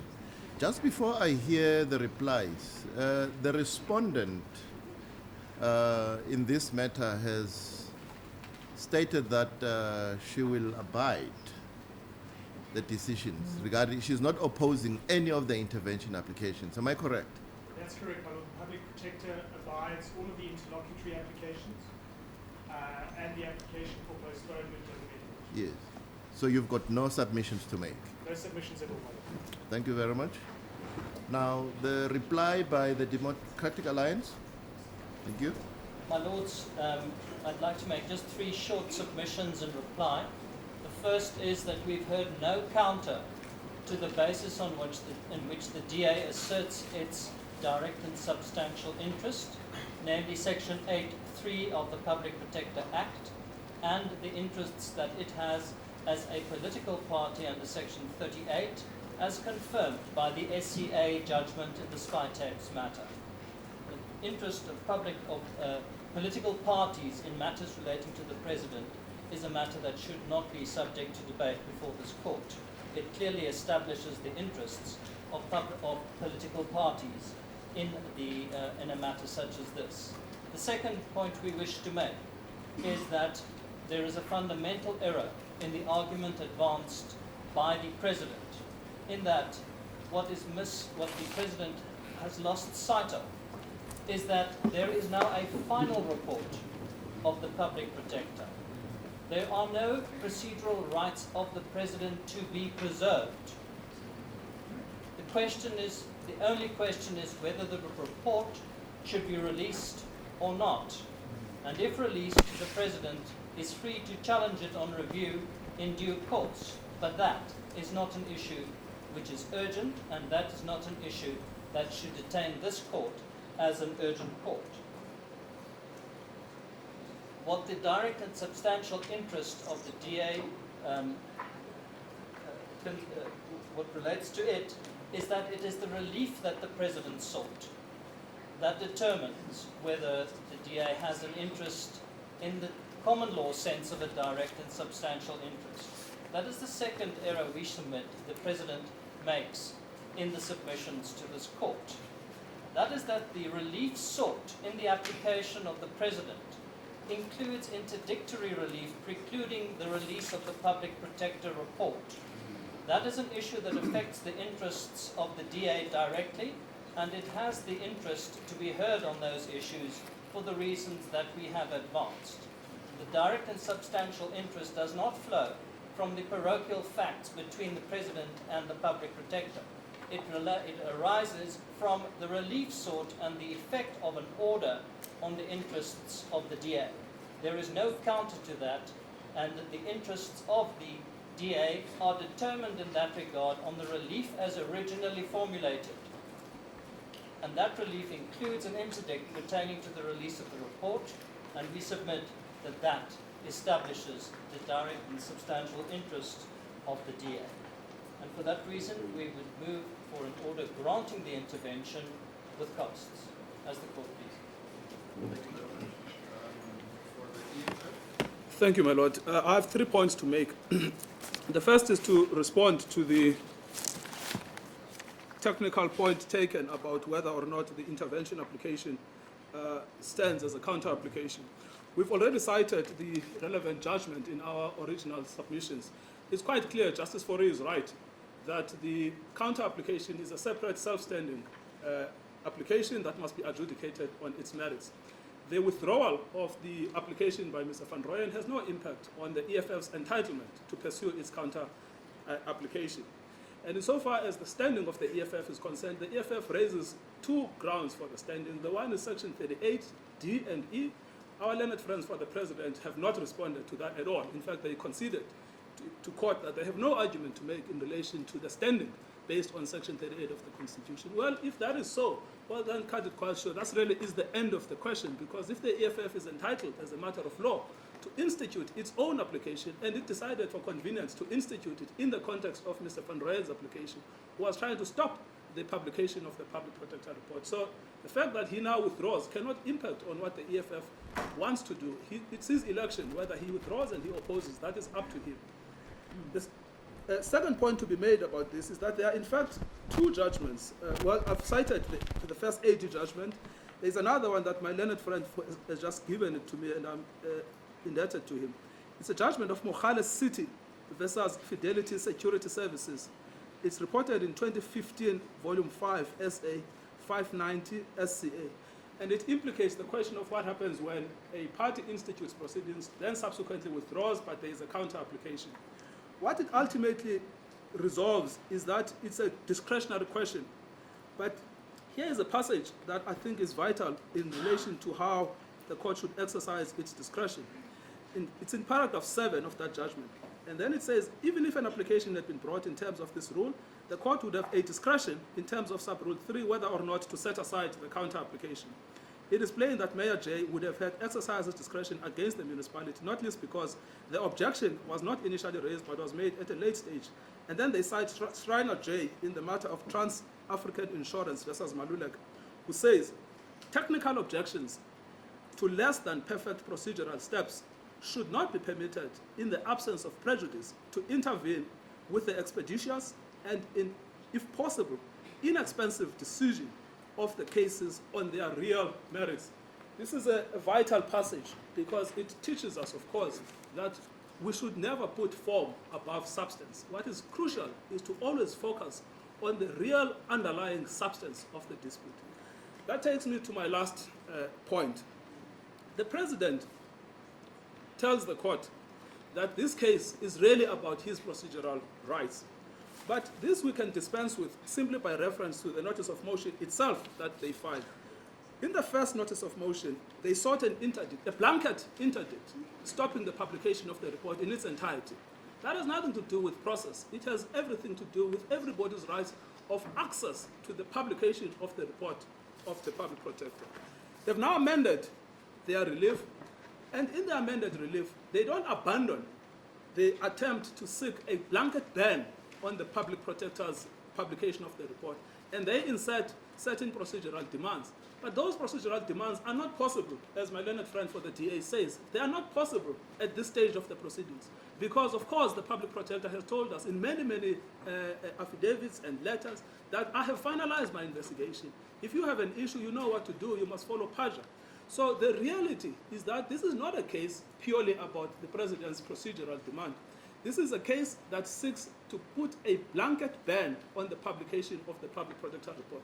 It's not just the president who is interested in that question. It is everybody in this country who is interested in knowing what the findings were. Mr. Mpofu emphasizes the point earlier that this case implicates Section 91 of the Constitution. Is it true or is it not true that the president got third parties to advise him or influence his decision-making when appointing ministers or assigning positions in the cabinet? That is what is at stake in this case, not procedural niceties that the president wishes to put up at every stage of the proceedings. This point is not just made by me, but it has also been made by the Supreme Court of Appeal in another case involving the public protector. It was in the SABC case where the public protector issued a report. This is what the judges say in paragraph 51. This is what the yes, indeed, my lord. It's South African Broadcasting Corporation versus Democratic Alliance and others.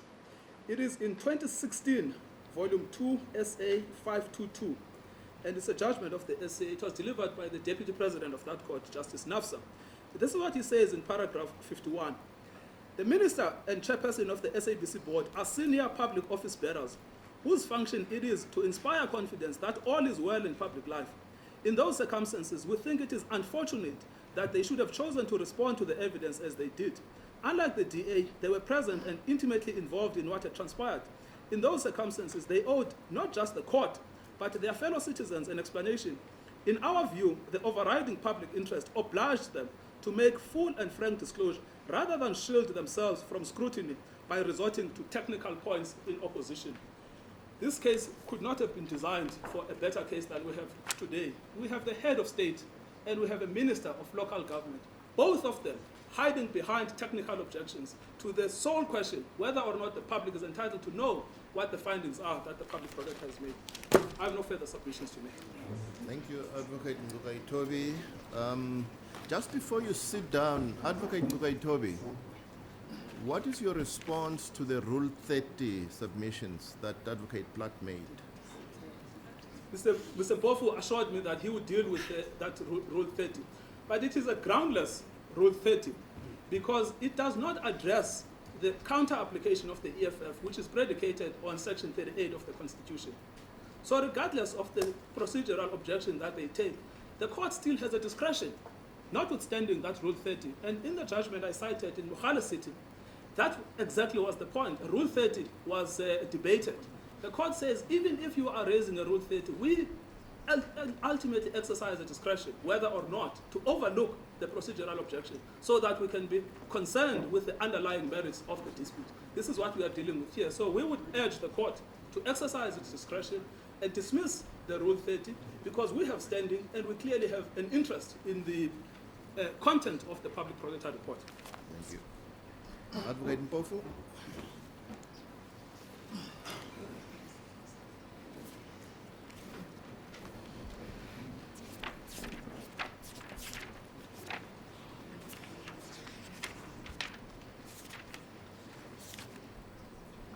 Let's go, please, my lords. If I may just start with the point that the Judge President has raised on the Rule 30, so that we get that out of the way. The first answer is the one that has just been provided, that what I call the counter application point, that the counter application is capable of standing on its own 4 legs. But the second point is that actually there's no Rule 30 application before you. The only thing you have is a Rule 30 notice, and the rule is very clear that there should be an application. We don't have such an application. But even the notice, as it has been proposed, is groundless. The rule says that a party to a cause in which an irregular step has been taken by another party may apply to court to set it aside. And then an application in terms of sub-rule 1 and so on. And there's no such thing in front of this court.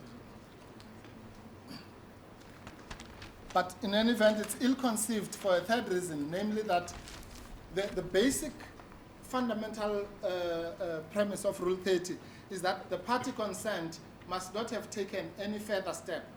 In this case, as we have pointed out, is that the President actually answered to the intervention application, which they technically claim was only aimed at Van Rooyen. But they answered to it. They took a further step. So they cannot come here now and say that that step was not. So this is why the replying affidavit was a replying affidavit to their answering affidavit, which was a separate answering affidavit that they filed directly to the EFF, UDM, and COPE. So that point, with the greatest respect, is beyond even the technical. It simply doesn't hold any water. The second point that I'd like to raise is we accept, I have to say this, we accept that the President has got procedural rights. We accept that those procedural rights will be asserted in due course in a review application. That is not the issue before this court. The issue here, as Mr. Ngogaitobi, my learned colleague, has pointed out, is this. Will the public of South Africa enjoy its access to the contents of the report now, or later, or never, as I'm sure the President would like us to have? The question, that's the only question. The public has a right to this report. The law is very clear on that. The public has got a right to this report as soon as possible, expediently, and all the words that get used. And the only question that is before this court is whether that public's right can be enjoyed now or later. The next point is, my learned colleague seems to assume that we are applying here as amici curiae. We're not.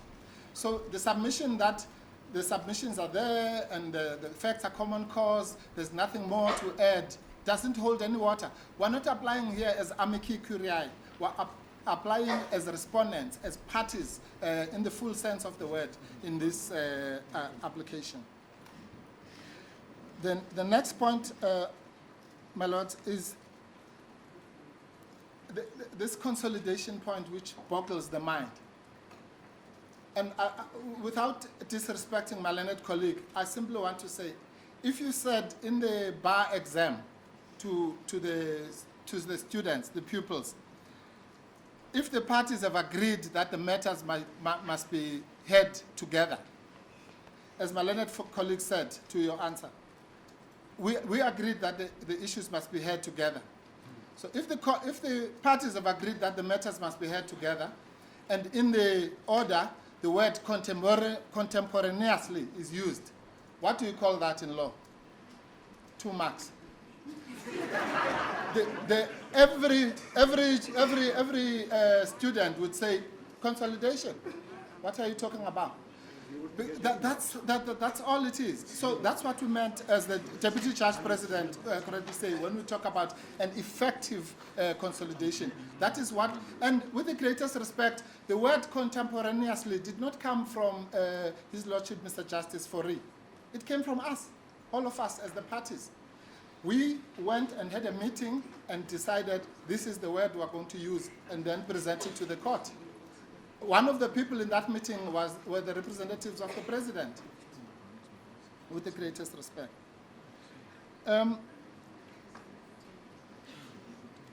The last point, my lords, is that really what we have here, well, my learned colleague Ms. Platt has interestingly quoted the case of NDPP versus Zuma, which does something strange. In the quest to take out Ms. Mentor, she's letting us in a way, because she said that we must have an interest in the outcome.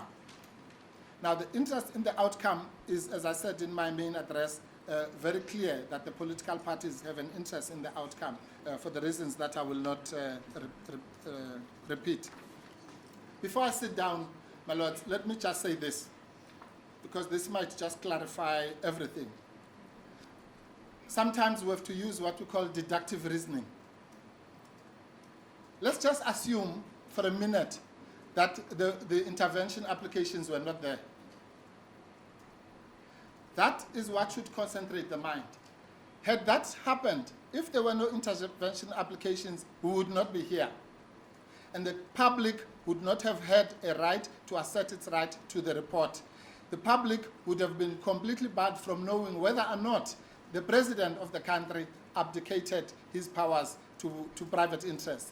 And that is simply because the public protector, which is the only party that they would like to have, is not opposing the application, has decided to abide. So the only avenue through which the people of South Africa will know whether or not they have a president who has committed the sins that are foreshadowed in the report is through these intervention applications. That, with the greatest respect, should concentrate the mind to illustrate the very, very point that the big and serious issues that have compelled this court not only to compose a full bench, but also to put the matter over 2 days because of the obvious weight of the matters in this case. That which compelled the court to do that is exactly the same thing that compelled the political parties to intervene. As the court pleases. Thank you, Advocate Lewis.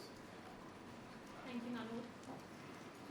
My lord, the submissions regarding the public interest have been largely covered by my learned friend for the EFF, and so I won't repeat them.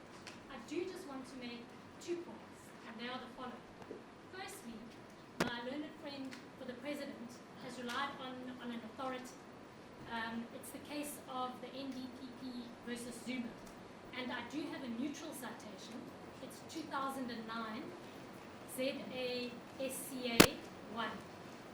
And the relevant paragraph that she referred to was paragraph 85. Now, what that paragraph said is that President Mbeki did not have a direct and substantial interest in that matter because he was seeking to challenge the reasons for the finding and not the order. And of course, my lords, that doesn't apply in this case. The direct and substantial interest, which Ms. Mentor, and I believe the other intervening parties, but which Ms. Mentor is seeking to assert, is in the relief that the President seeks, which is to interdict. Even if in the amended notice of motion the word interdict isn't used, the effect is still to interdict the release of the Public Protector's report. And so there is a very compelling public interest we submit that it's somewhat alarming that the submission on behalf of the President is that there's no public interest in this matter. It's all about his procedural rights.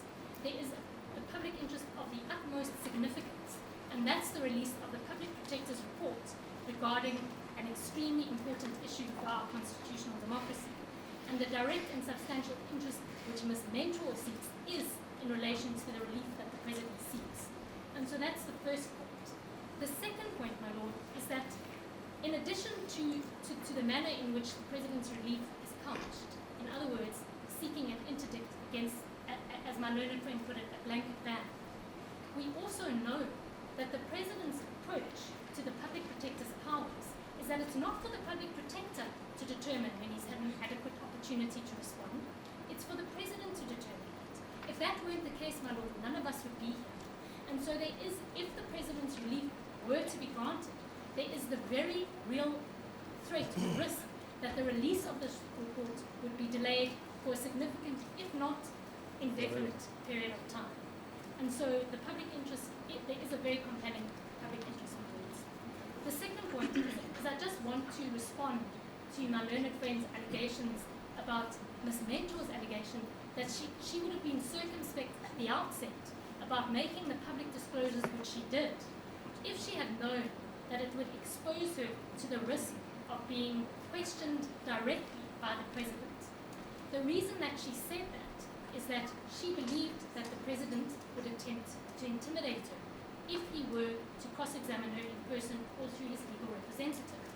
Ms. Mentor has never objected to cooperating with the Public Protector's investigation. She did so willingly. She has never objected to being questioned by the President, provided that it's through the Public Protector.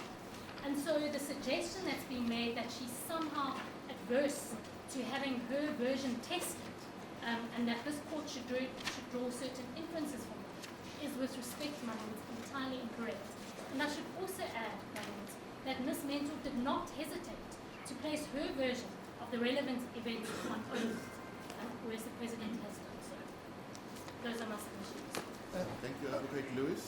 Well, just, can I be permitted to make just one quick point? 2 marks. 5 marks. As the court pleases. My Lord, I simply omitted to make the following point. The counter-application, if we are right on the fact that the counter-application is capable of standing on its own 4 legs, it must also be noted that the counter-application is not opposed. The counter-application is not opposed by the primary party that is being compelled in that counter-application is the Public Protector, who has chosen to abide the decision of the court. But neither has the President nor Mr. Van Rooyen opposed the application. In fact, at paragraph 69, or page 69 of the papers, where the DA, which they accept has an application in front of this court, says at paragraph 71 of their founding papers, for those reasons, the DA supports the counter-application brought by the EFF, COPE, and UDM. In his answering affidavit, the President does not even deal with that. So, as the court pleases, the counter-application stands. Thank you very much, Advocate Bofu. Advocate Platt? Yes, my Do Lord, you I have just anything want to say, I think? Just one issue. On the Rule 30, or? The Rule 30, well, I'll deal with the Rule 30. It's a notice in terms of the rules. Yes. And in terms of the rules of court, we have to bring a notice first to remove cause of complaint before we bring an application. So it is the notice that is there before them. And it's only when they do not comply will we bring an application to do so. But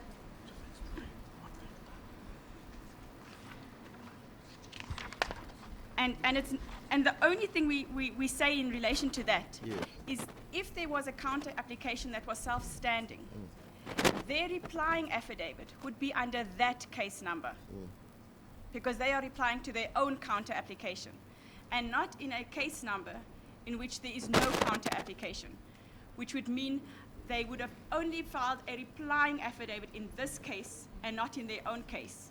And therefore, I would have to, if needs be, to answer that, seek leave of the court to file further papers. Yeah. And that's why we're saying it's Is irregular. this not unduly formalistic in the sense that both case numbers are mentioned in the court order of the 14th? The case number is only so that the two matters would be heard contemporaneously. Yes. It is still under the case number of 80707. Okay. It is not under the case number of 80707 and this case number. Okay. Because on that day, that case wasn't before court. That case only was going to be in court on the following Tuesday. Yeah.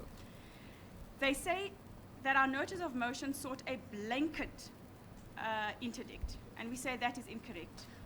Advocate Platt, what are you doing now? I just wanted, the one issue that Mr. Nogatombi mentioned, Yes. that we sought a blanket interdict. Yeah. And I'm saying my notice of motion says, it merely says, interdict you prior Yes. to giving me relief. That's all. It doesn't say blanket, and it then says we would like 2 months Yes. as a reasonable time, and thereafter it could have been released. That's all we're saying. Okay. Thank you very much. At this stage of the proceedings, I would like to park this part of the matter first and hear argument on the application brought by Minister Van Rooyen yesterday. Your Lordship, please.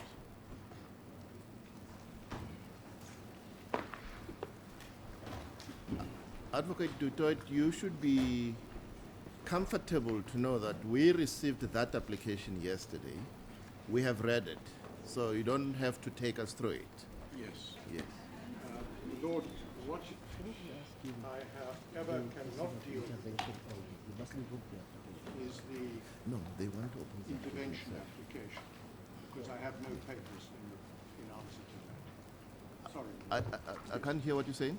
I said I cannot deal with the intervention application Yeah. because I have no papers Right. on which I can address you on the intervention application. By the one that I received in court this morning. I'm not Yeah. talking about the DA's. I'm talking about the other.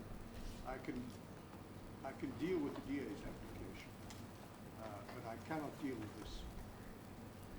I'm at a loss. Yes. Please help me. You have the DA papers. Yes. What don't you have? I received this document this What morning. is it? It is the intervention application by Economic Freedom Fighters, United Democratic Movement, Congress of the People. This is an application to which I have not responded. There's no answer, there are no papers in this matter. So I cannot address you on it. I can only address you on the merits of the minister's application. I'm not quite sure where we are. You have the EFF application for intervention, which you have received. You have received it. Yes. But I haven't answered it. Now, I haven't answered it because I received it this Are you morning. not able to proceed, or are you saying you can't deal with it? I can't deal with this without papers on behalf of the minister answering this. Part of this is irregular, I can tell you that now. So I'll probably bring an application to set aside part of it as being an irregular proceeding. But apart from that, I cannot answer this. I cannot speak to this because I have no papers on which I can address you. Well, Advocate Dutoit, you need to make an election because today is the date that was agreed to hear the main matter. Your client launched an application yesterday and enrolled it today and asked that it either be heard on its own or together with this application. We are here. We are busy with the main application. If you say you are not ready to deal with the intervention application, you are saying to us, we should ignore you. You should go and get a separate hearing from the agent court judge who's ready and willing to hear you on that application. Yes. The only reservation I have in that respect is that if the court, this court today, would be inclined to grant the applications of the interveners in the, call it the main application, that would affect me. Yes. And that's why I'm here. But I cannot deal with this. That's clear. Unless I can come back tomorrow. I can prepare a document overnight Could and I deal just with ask you a straightforward question? Yes. You have read it. I take it. Yes. You oppose their application for intervention. Yes. And it's in that regard that you want to file papers. Exactly. Basically, we are saying we mustn't call upon you to respond to it Yes. because you want to file papers. Yes. Yes, I had no inkling that this would be dealt with today. Then maybe.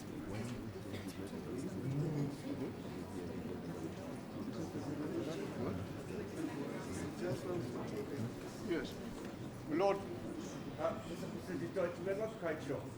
Well, I think I'm getting some clarity. You've been called upon to address us on your application. Yes. In your application, there's an application for intervention. Yes. You seek an opportunity to file papers in response to that before you move your application. Yes. Obviously, we can't hear you. No, my Lord, you can't hear me. Yes. As you asked me, and that's why I indicated that I couldn't address you fully because I can't deal with this. I need to. Partial hearing is not going to be helpful. No, but if I can file papers overnight, which we can How do. long will that take you? My Lord. Having regard to the fact that it's an urgent application you brought to be had today. Yes. Yeah. Yes. My Lord, our application is urgent for the reasons set out in that application. This application is brought to intervene in that application. I must deal with this application as well. I could not anticipate that when we brought our urgent application yesterday. I agree, I accept that. My question is, and we're moving off from the basis that you would like to respond, you haven't had time to respond, and I'm asking you the question, how much time do you require to file responding papers to that? And I've added having regard to the fact that you wanted it to be had today. Yes. No, we would be able to respond tomorrow. By tomorrow we can file papers. Tomorrow morning. No problem. Well, Advocate Dutoit, when you enrolled it to be heard today, Yes. you must take the consequence of your decision to enroll it today. Yes, my Lord. I do take the consequences of that. Yes. But I can't take the consequences of an application to intervene today as well. Yes. Without being able to answer it. Great. So we can't hear you because of that intervention application. As your Lordship please. Right. Did you intend to be ahead only if unopposed? I have some difficulty, so you can read it. You enroll the application for today. There's a party who says, I have an interest, I want to intervene. Now, speaking for myself, we would like to assist you to be heard. And can I be heard tomorrow morning? What's wrong with today? Because I can't file papers in the course while sitting in court. It's as simple as that. If we stood you down, you have the rest of the day. That would be most helpful. Could you come back this afternoon? And I'll tell you why. This is not a hypothetical question. We are dealing with a whole host of intervention applications in interrelated matter. Your matter appears to be somewhat related to the rest. And if we want to bring order in the hearing of all these applications, it would have been most convenient and accord with economy of judicial resources if we could hear you today. I appreciate that, my Lord, but in all fairness, I do not believe that I can file papers and expect a reply by today. I can expect that by tomorrow morning at 10 o'clock, or such time as the court wishes to commence. We can deal with that quite adequately in the course of today, and we can get a reply today, and the papers will then be in order. What's your attitude to the DA application in relation to your... Our attitude to the DA application is that it stands in a different category. We do not believe that it has a direct and substantial interest, but for the sake of peace And on the basis of Section 8.3 of the Protectors Act, we do not oppose their intervention. You don't oppose But the DA's yes, intervention? we are formulating an answer to that along those lines. Right. We haven't been able to do it yet. Right. My Lords, in the later line of this concession, is it not competent for this court then to direct that the DA's intervention is granted to avoid further time being spent in answering what is being conceded? To that application? To that matter, my Lord, we have a further submission on the matter standing down if we will be permitted an opportunity at the court's convenience. Well, I think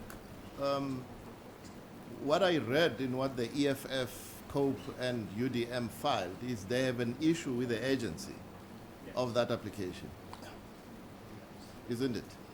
So before we pronounce on any intervention, I think we need to entertain arguments on whether the matter is urgent or not, isn't it? Well, my Lord, except that the parties who would like to make submissions on urgency would only acquire the right to be heard if they can intervene. Yes. And for that reason, but Lord, what we are merely submitting, my Lord, that the court's time should not be lost by standing down on an issue of standing of political parties which has been determined as a matter of law. And for that reason, to stand it down to make papers where the law has indicated the rights of political parties to be heard on issues relating to the conduct of the President, there's no purpose in standing the matter down. Yeah. Thank you.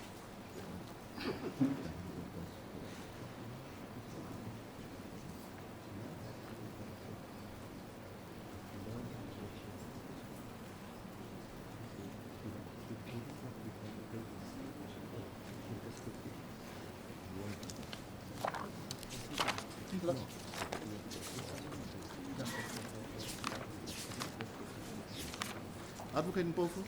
As God pleases, my lords, I just want to point out maybe this might provide a practical solution and a quick one indeed.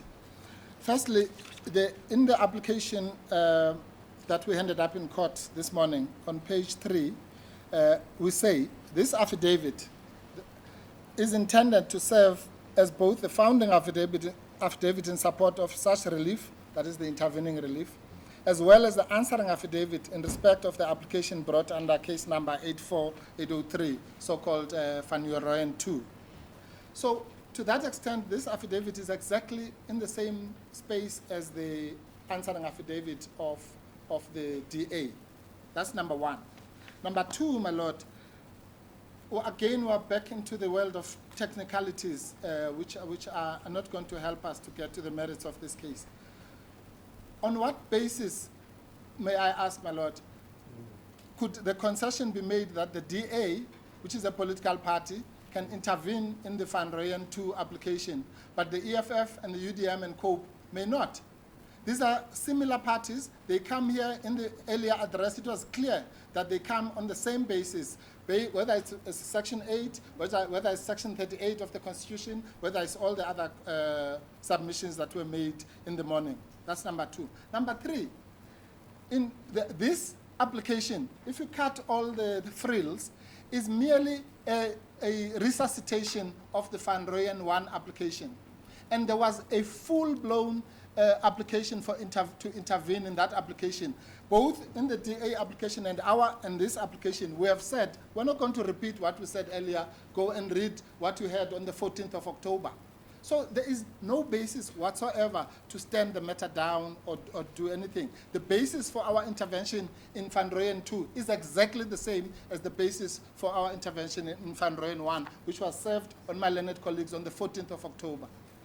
The last point, my lord, is that on the primary question of urgency, because all this presupposes that this application is urgent, well, that question, if my learned friend is ready, we are prepared. He can put aside our answering affidavit. We are prepared to argue the question of urgency of Van Royen 2 on his papers as they stand, as the court pleases. Well, what's against you is that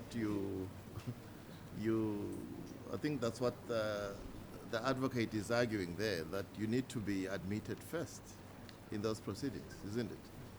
Well, as a party. Of course, my lord. But the point I'm making is that if the hybrid nature of my affidavit is accepted, in the Yes. sense that it is both a founding affidavit for the intervention application as well as an answer to this application. That to the extent that it is an answer, the issue of urgency is raised only in that context. And with the greatest respect, my lord, unless if there's an answer to the question as to why the DA is considered to be a party and the EFF is not, then maybe the next practical suggestion would be, well, I was going to make that before that concession. I was going to make the following proposal. Let the DA then argue its case. If the DA is to be admitted as a party, then ipso facto, the other political parties should be. But then the concession was made, which makes even that practical proposal unnecessary. It doesn't make sense, with the greatest respect, my lord. My lord, could I make 2 points about this? The minister brings an urgent application. Let's emphasize urgent. On a few hours' notice, they say that the application must be heard today. They know that the EFF has an interest in the application, because on the 14th of October, we were all here before Justice Fourie, and they know what interest the EFF articulated. They don't bother to cite the EFF, nor do they bother to make sure that the papers are delivered to the EFF. Then they come to court. Then they say, sorry, we are not prepared to entertain you. And not only are we not prepared to entertain you, we want the case to be stood down for the whole day. I mean, we have another 3 hours to go. The entire 3 hours must be wasted because Mr. Van Rooyen's counsel is not ready to move his own urgent application that he brought to court today. This is an abuse of process that this court should not entertain. That's the first point to be made, is that what they are now doing is that they are manipulating the processes of court, making sure that they bring an urgent application and then that urgent application is not heard on the basis that they are not ready. Mr. Mpofu is correct when he points out to your lordships that there is nothing substantial in what we say in our application for joinder. The grounds are the same as the grounds that they have had since the 14th of October 2016. If they want to oppose us, they know precisely on what basis they should oppose us. This standing down until tomorrow should simply not be entertained. They have no justification for insisting that the case must stood down. It's an urgent application, not brought by us, but brought by them. No party can come to court on an urgent basis, and when they arrive in court, suddenly ask for another 3 hours to go and think what they want to do with the EFF. Particularly a party that they have known for 3 weeks that it has a direct and a substantial interest in the matter, and they've known what the facts are and what the arguments of that party is. So I would suggest that the court must refuse this attempt at postponing the application. Tomorrow, if anything, we have to deal with the merits of the case if the court decides that we are a party to the application. And today, the court must make a determination as to who is before it. Otherwise, there is a real risk that tomorrow will come and go without the application being heard. And what happens then? The application, the order that was granted by Justice Fourie, by consent, all of us acting in good faith, believing that all of the parties are interested in having the matter determined finally, agreed to. That order, now there will be an argument that it must be extended until an indeterminate date. Those kinds of technical maneuvers should simply not be entertained. So the first point to make is that the application that they are now bringing to stand down until tomorrow should simply be refused. The second point is that if they want to know what the grounds of the EFF are, they know those grounds because they've known them since the 14th of October. The last point, Mr. Mpofu has made the point. They concede that the DA has standing to join, that the DA has a direct and a substantial interest. But anybody, it's a cursory reading, who compares the EFF application versus the DA application will be struck by one thing, their similarity. On what basis then does Mr. Van Rooyen seriously say that the DA can come in but the EFF cannot come in?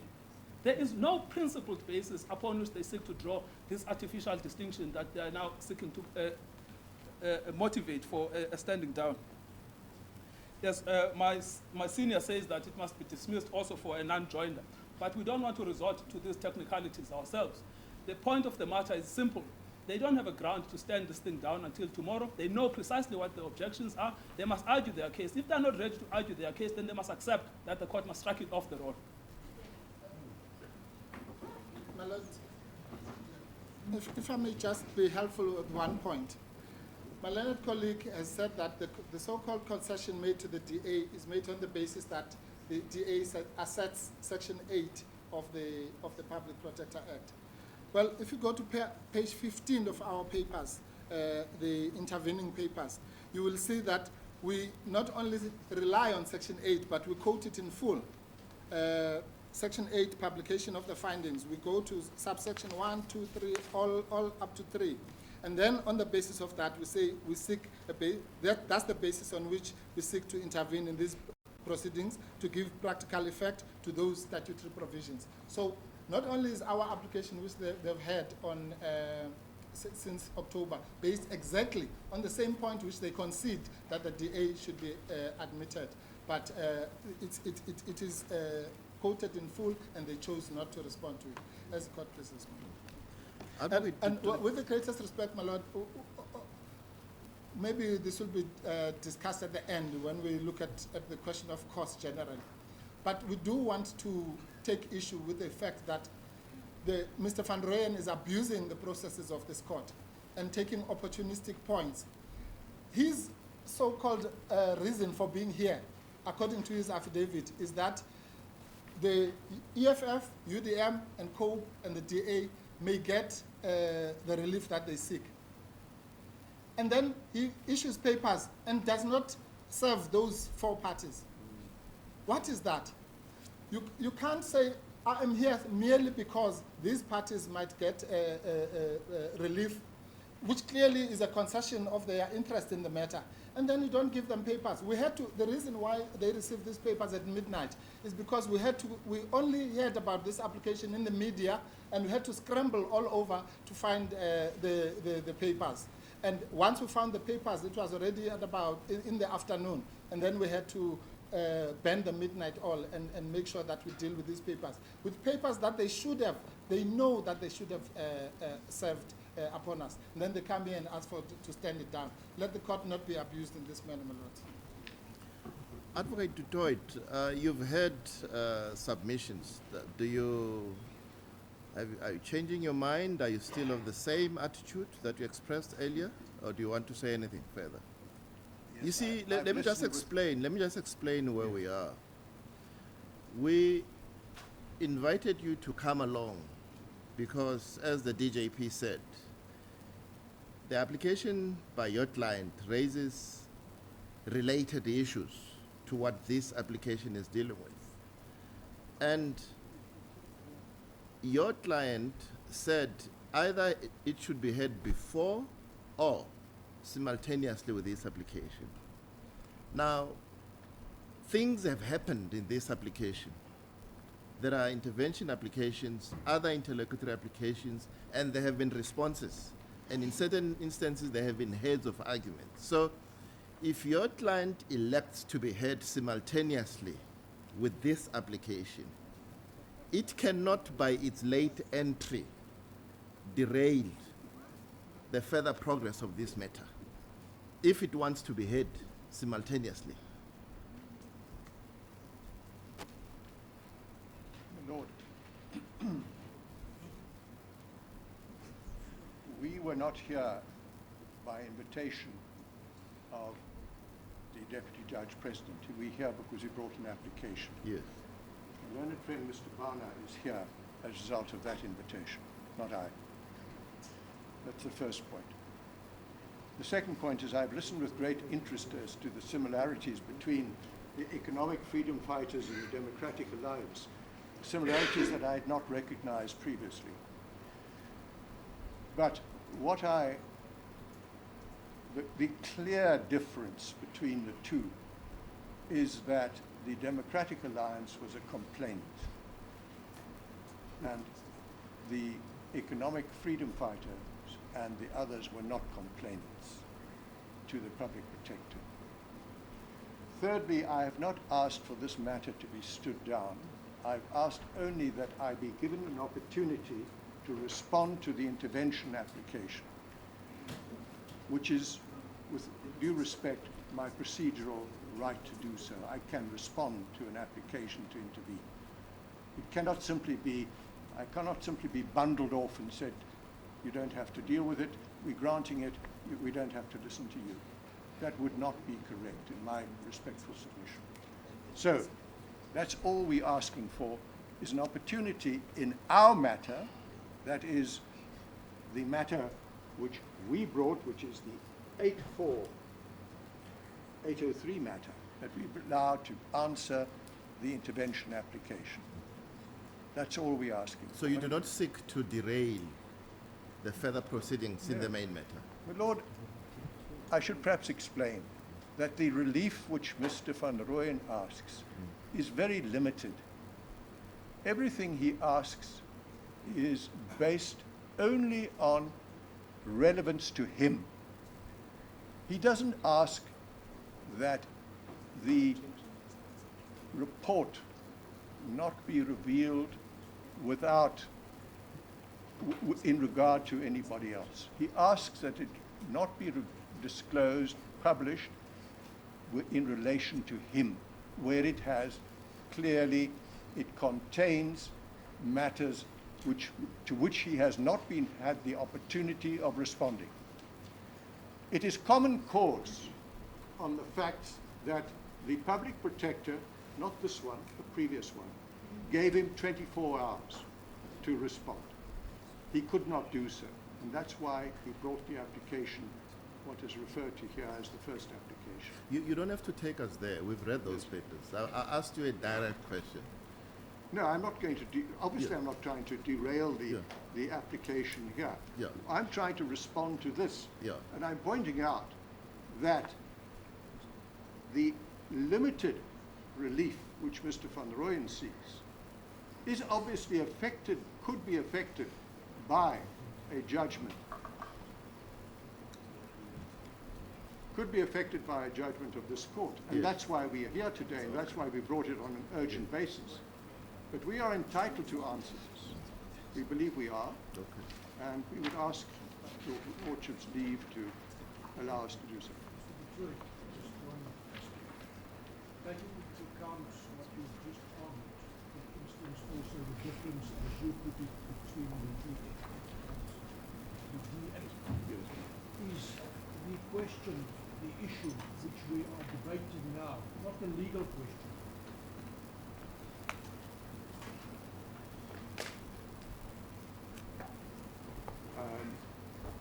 Because if it is a legal question, why do you need time to file further papers? Why can't you argue it on the papers itself? I can certainly argue it on our papers. I cannot deal with an application. Your lordship would perhaps should have regard to what this notice of motion asks. But before we get to that, just a system. What is the nature of the issue? Is it a legal question or a factual question? Our urgency is based on factuals. I'm not speaking about urgency. Yes. I'm speaking about intervention. The intervention is both a factual and a legal issue. The factual element is that the economic freedom fighters were not complainants.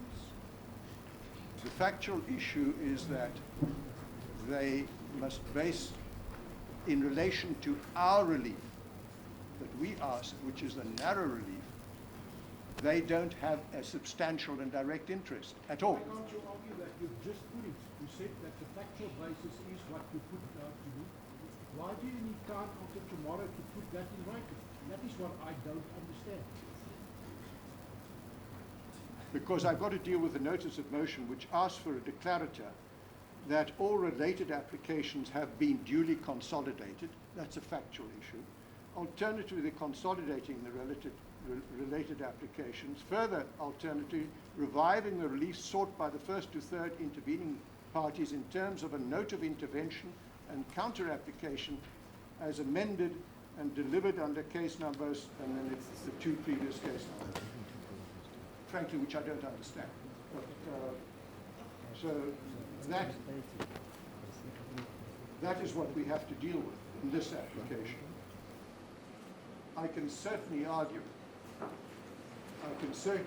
the lack of direct and substantial interest on a legal basis without going any further. I can't deal with this This is what we prepared to do. You're seeking an indulgence from this court to respond to those papers. Right. Now, we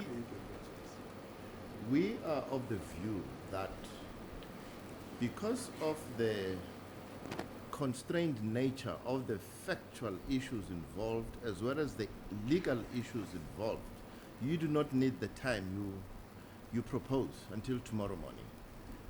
We are prepared to give you until 14:15 today to file whatever response you want to file in this matter. Then we can continue the matter. And that's based on what you've just answered to my brother Fori here and to your concession about the DA application to intervene. Our concession, as it's termed, my lord, let me point out, was made for the sake of peace in order to get to the root of the matter. Yes. I have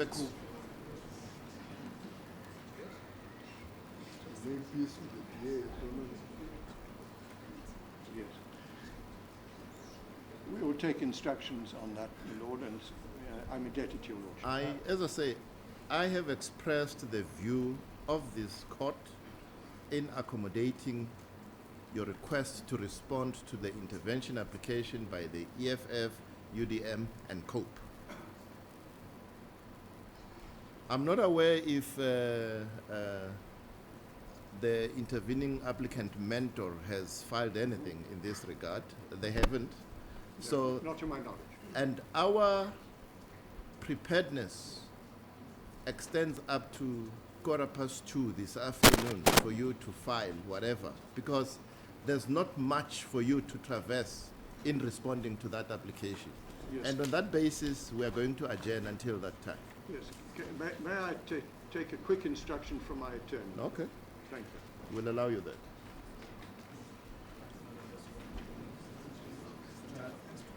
Is that the one going out?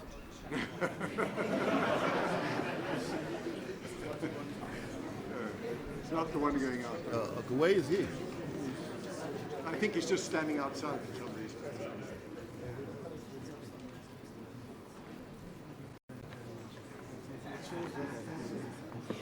Lord,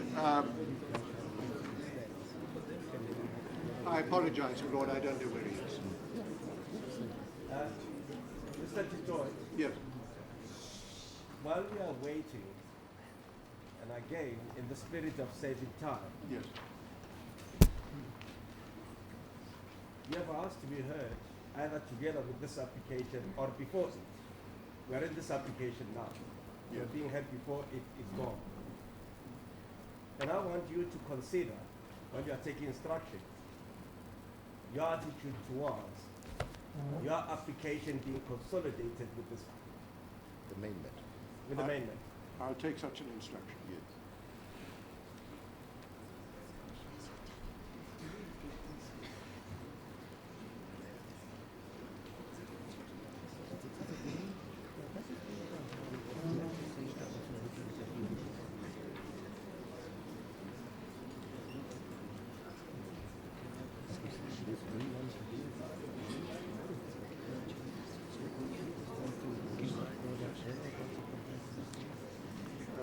Lord, we are indebted to your lordships for the time.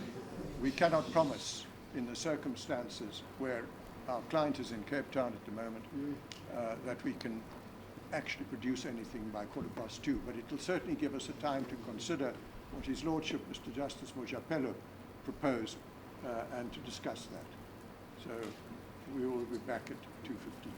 Okay. No problem. We'll adjourn then till 2:15.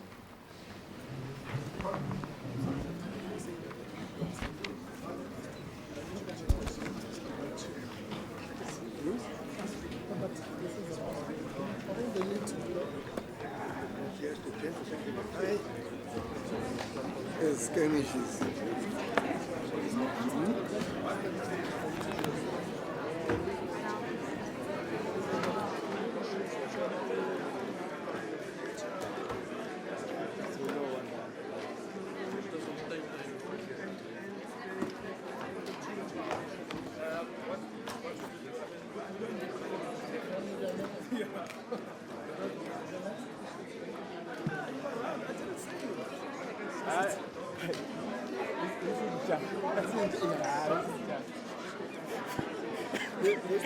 Mr. Gas, all right? Good meeting. Yeah, I see you guys here. How are you? Good.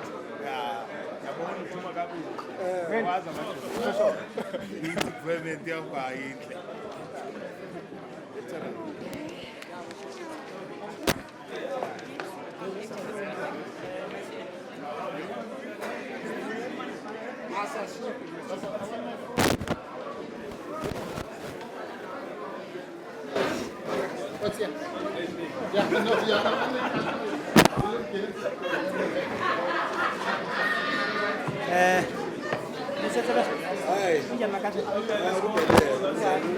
Hi.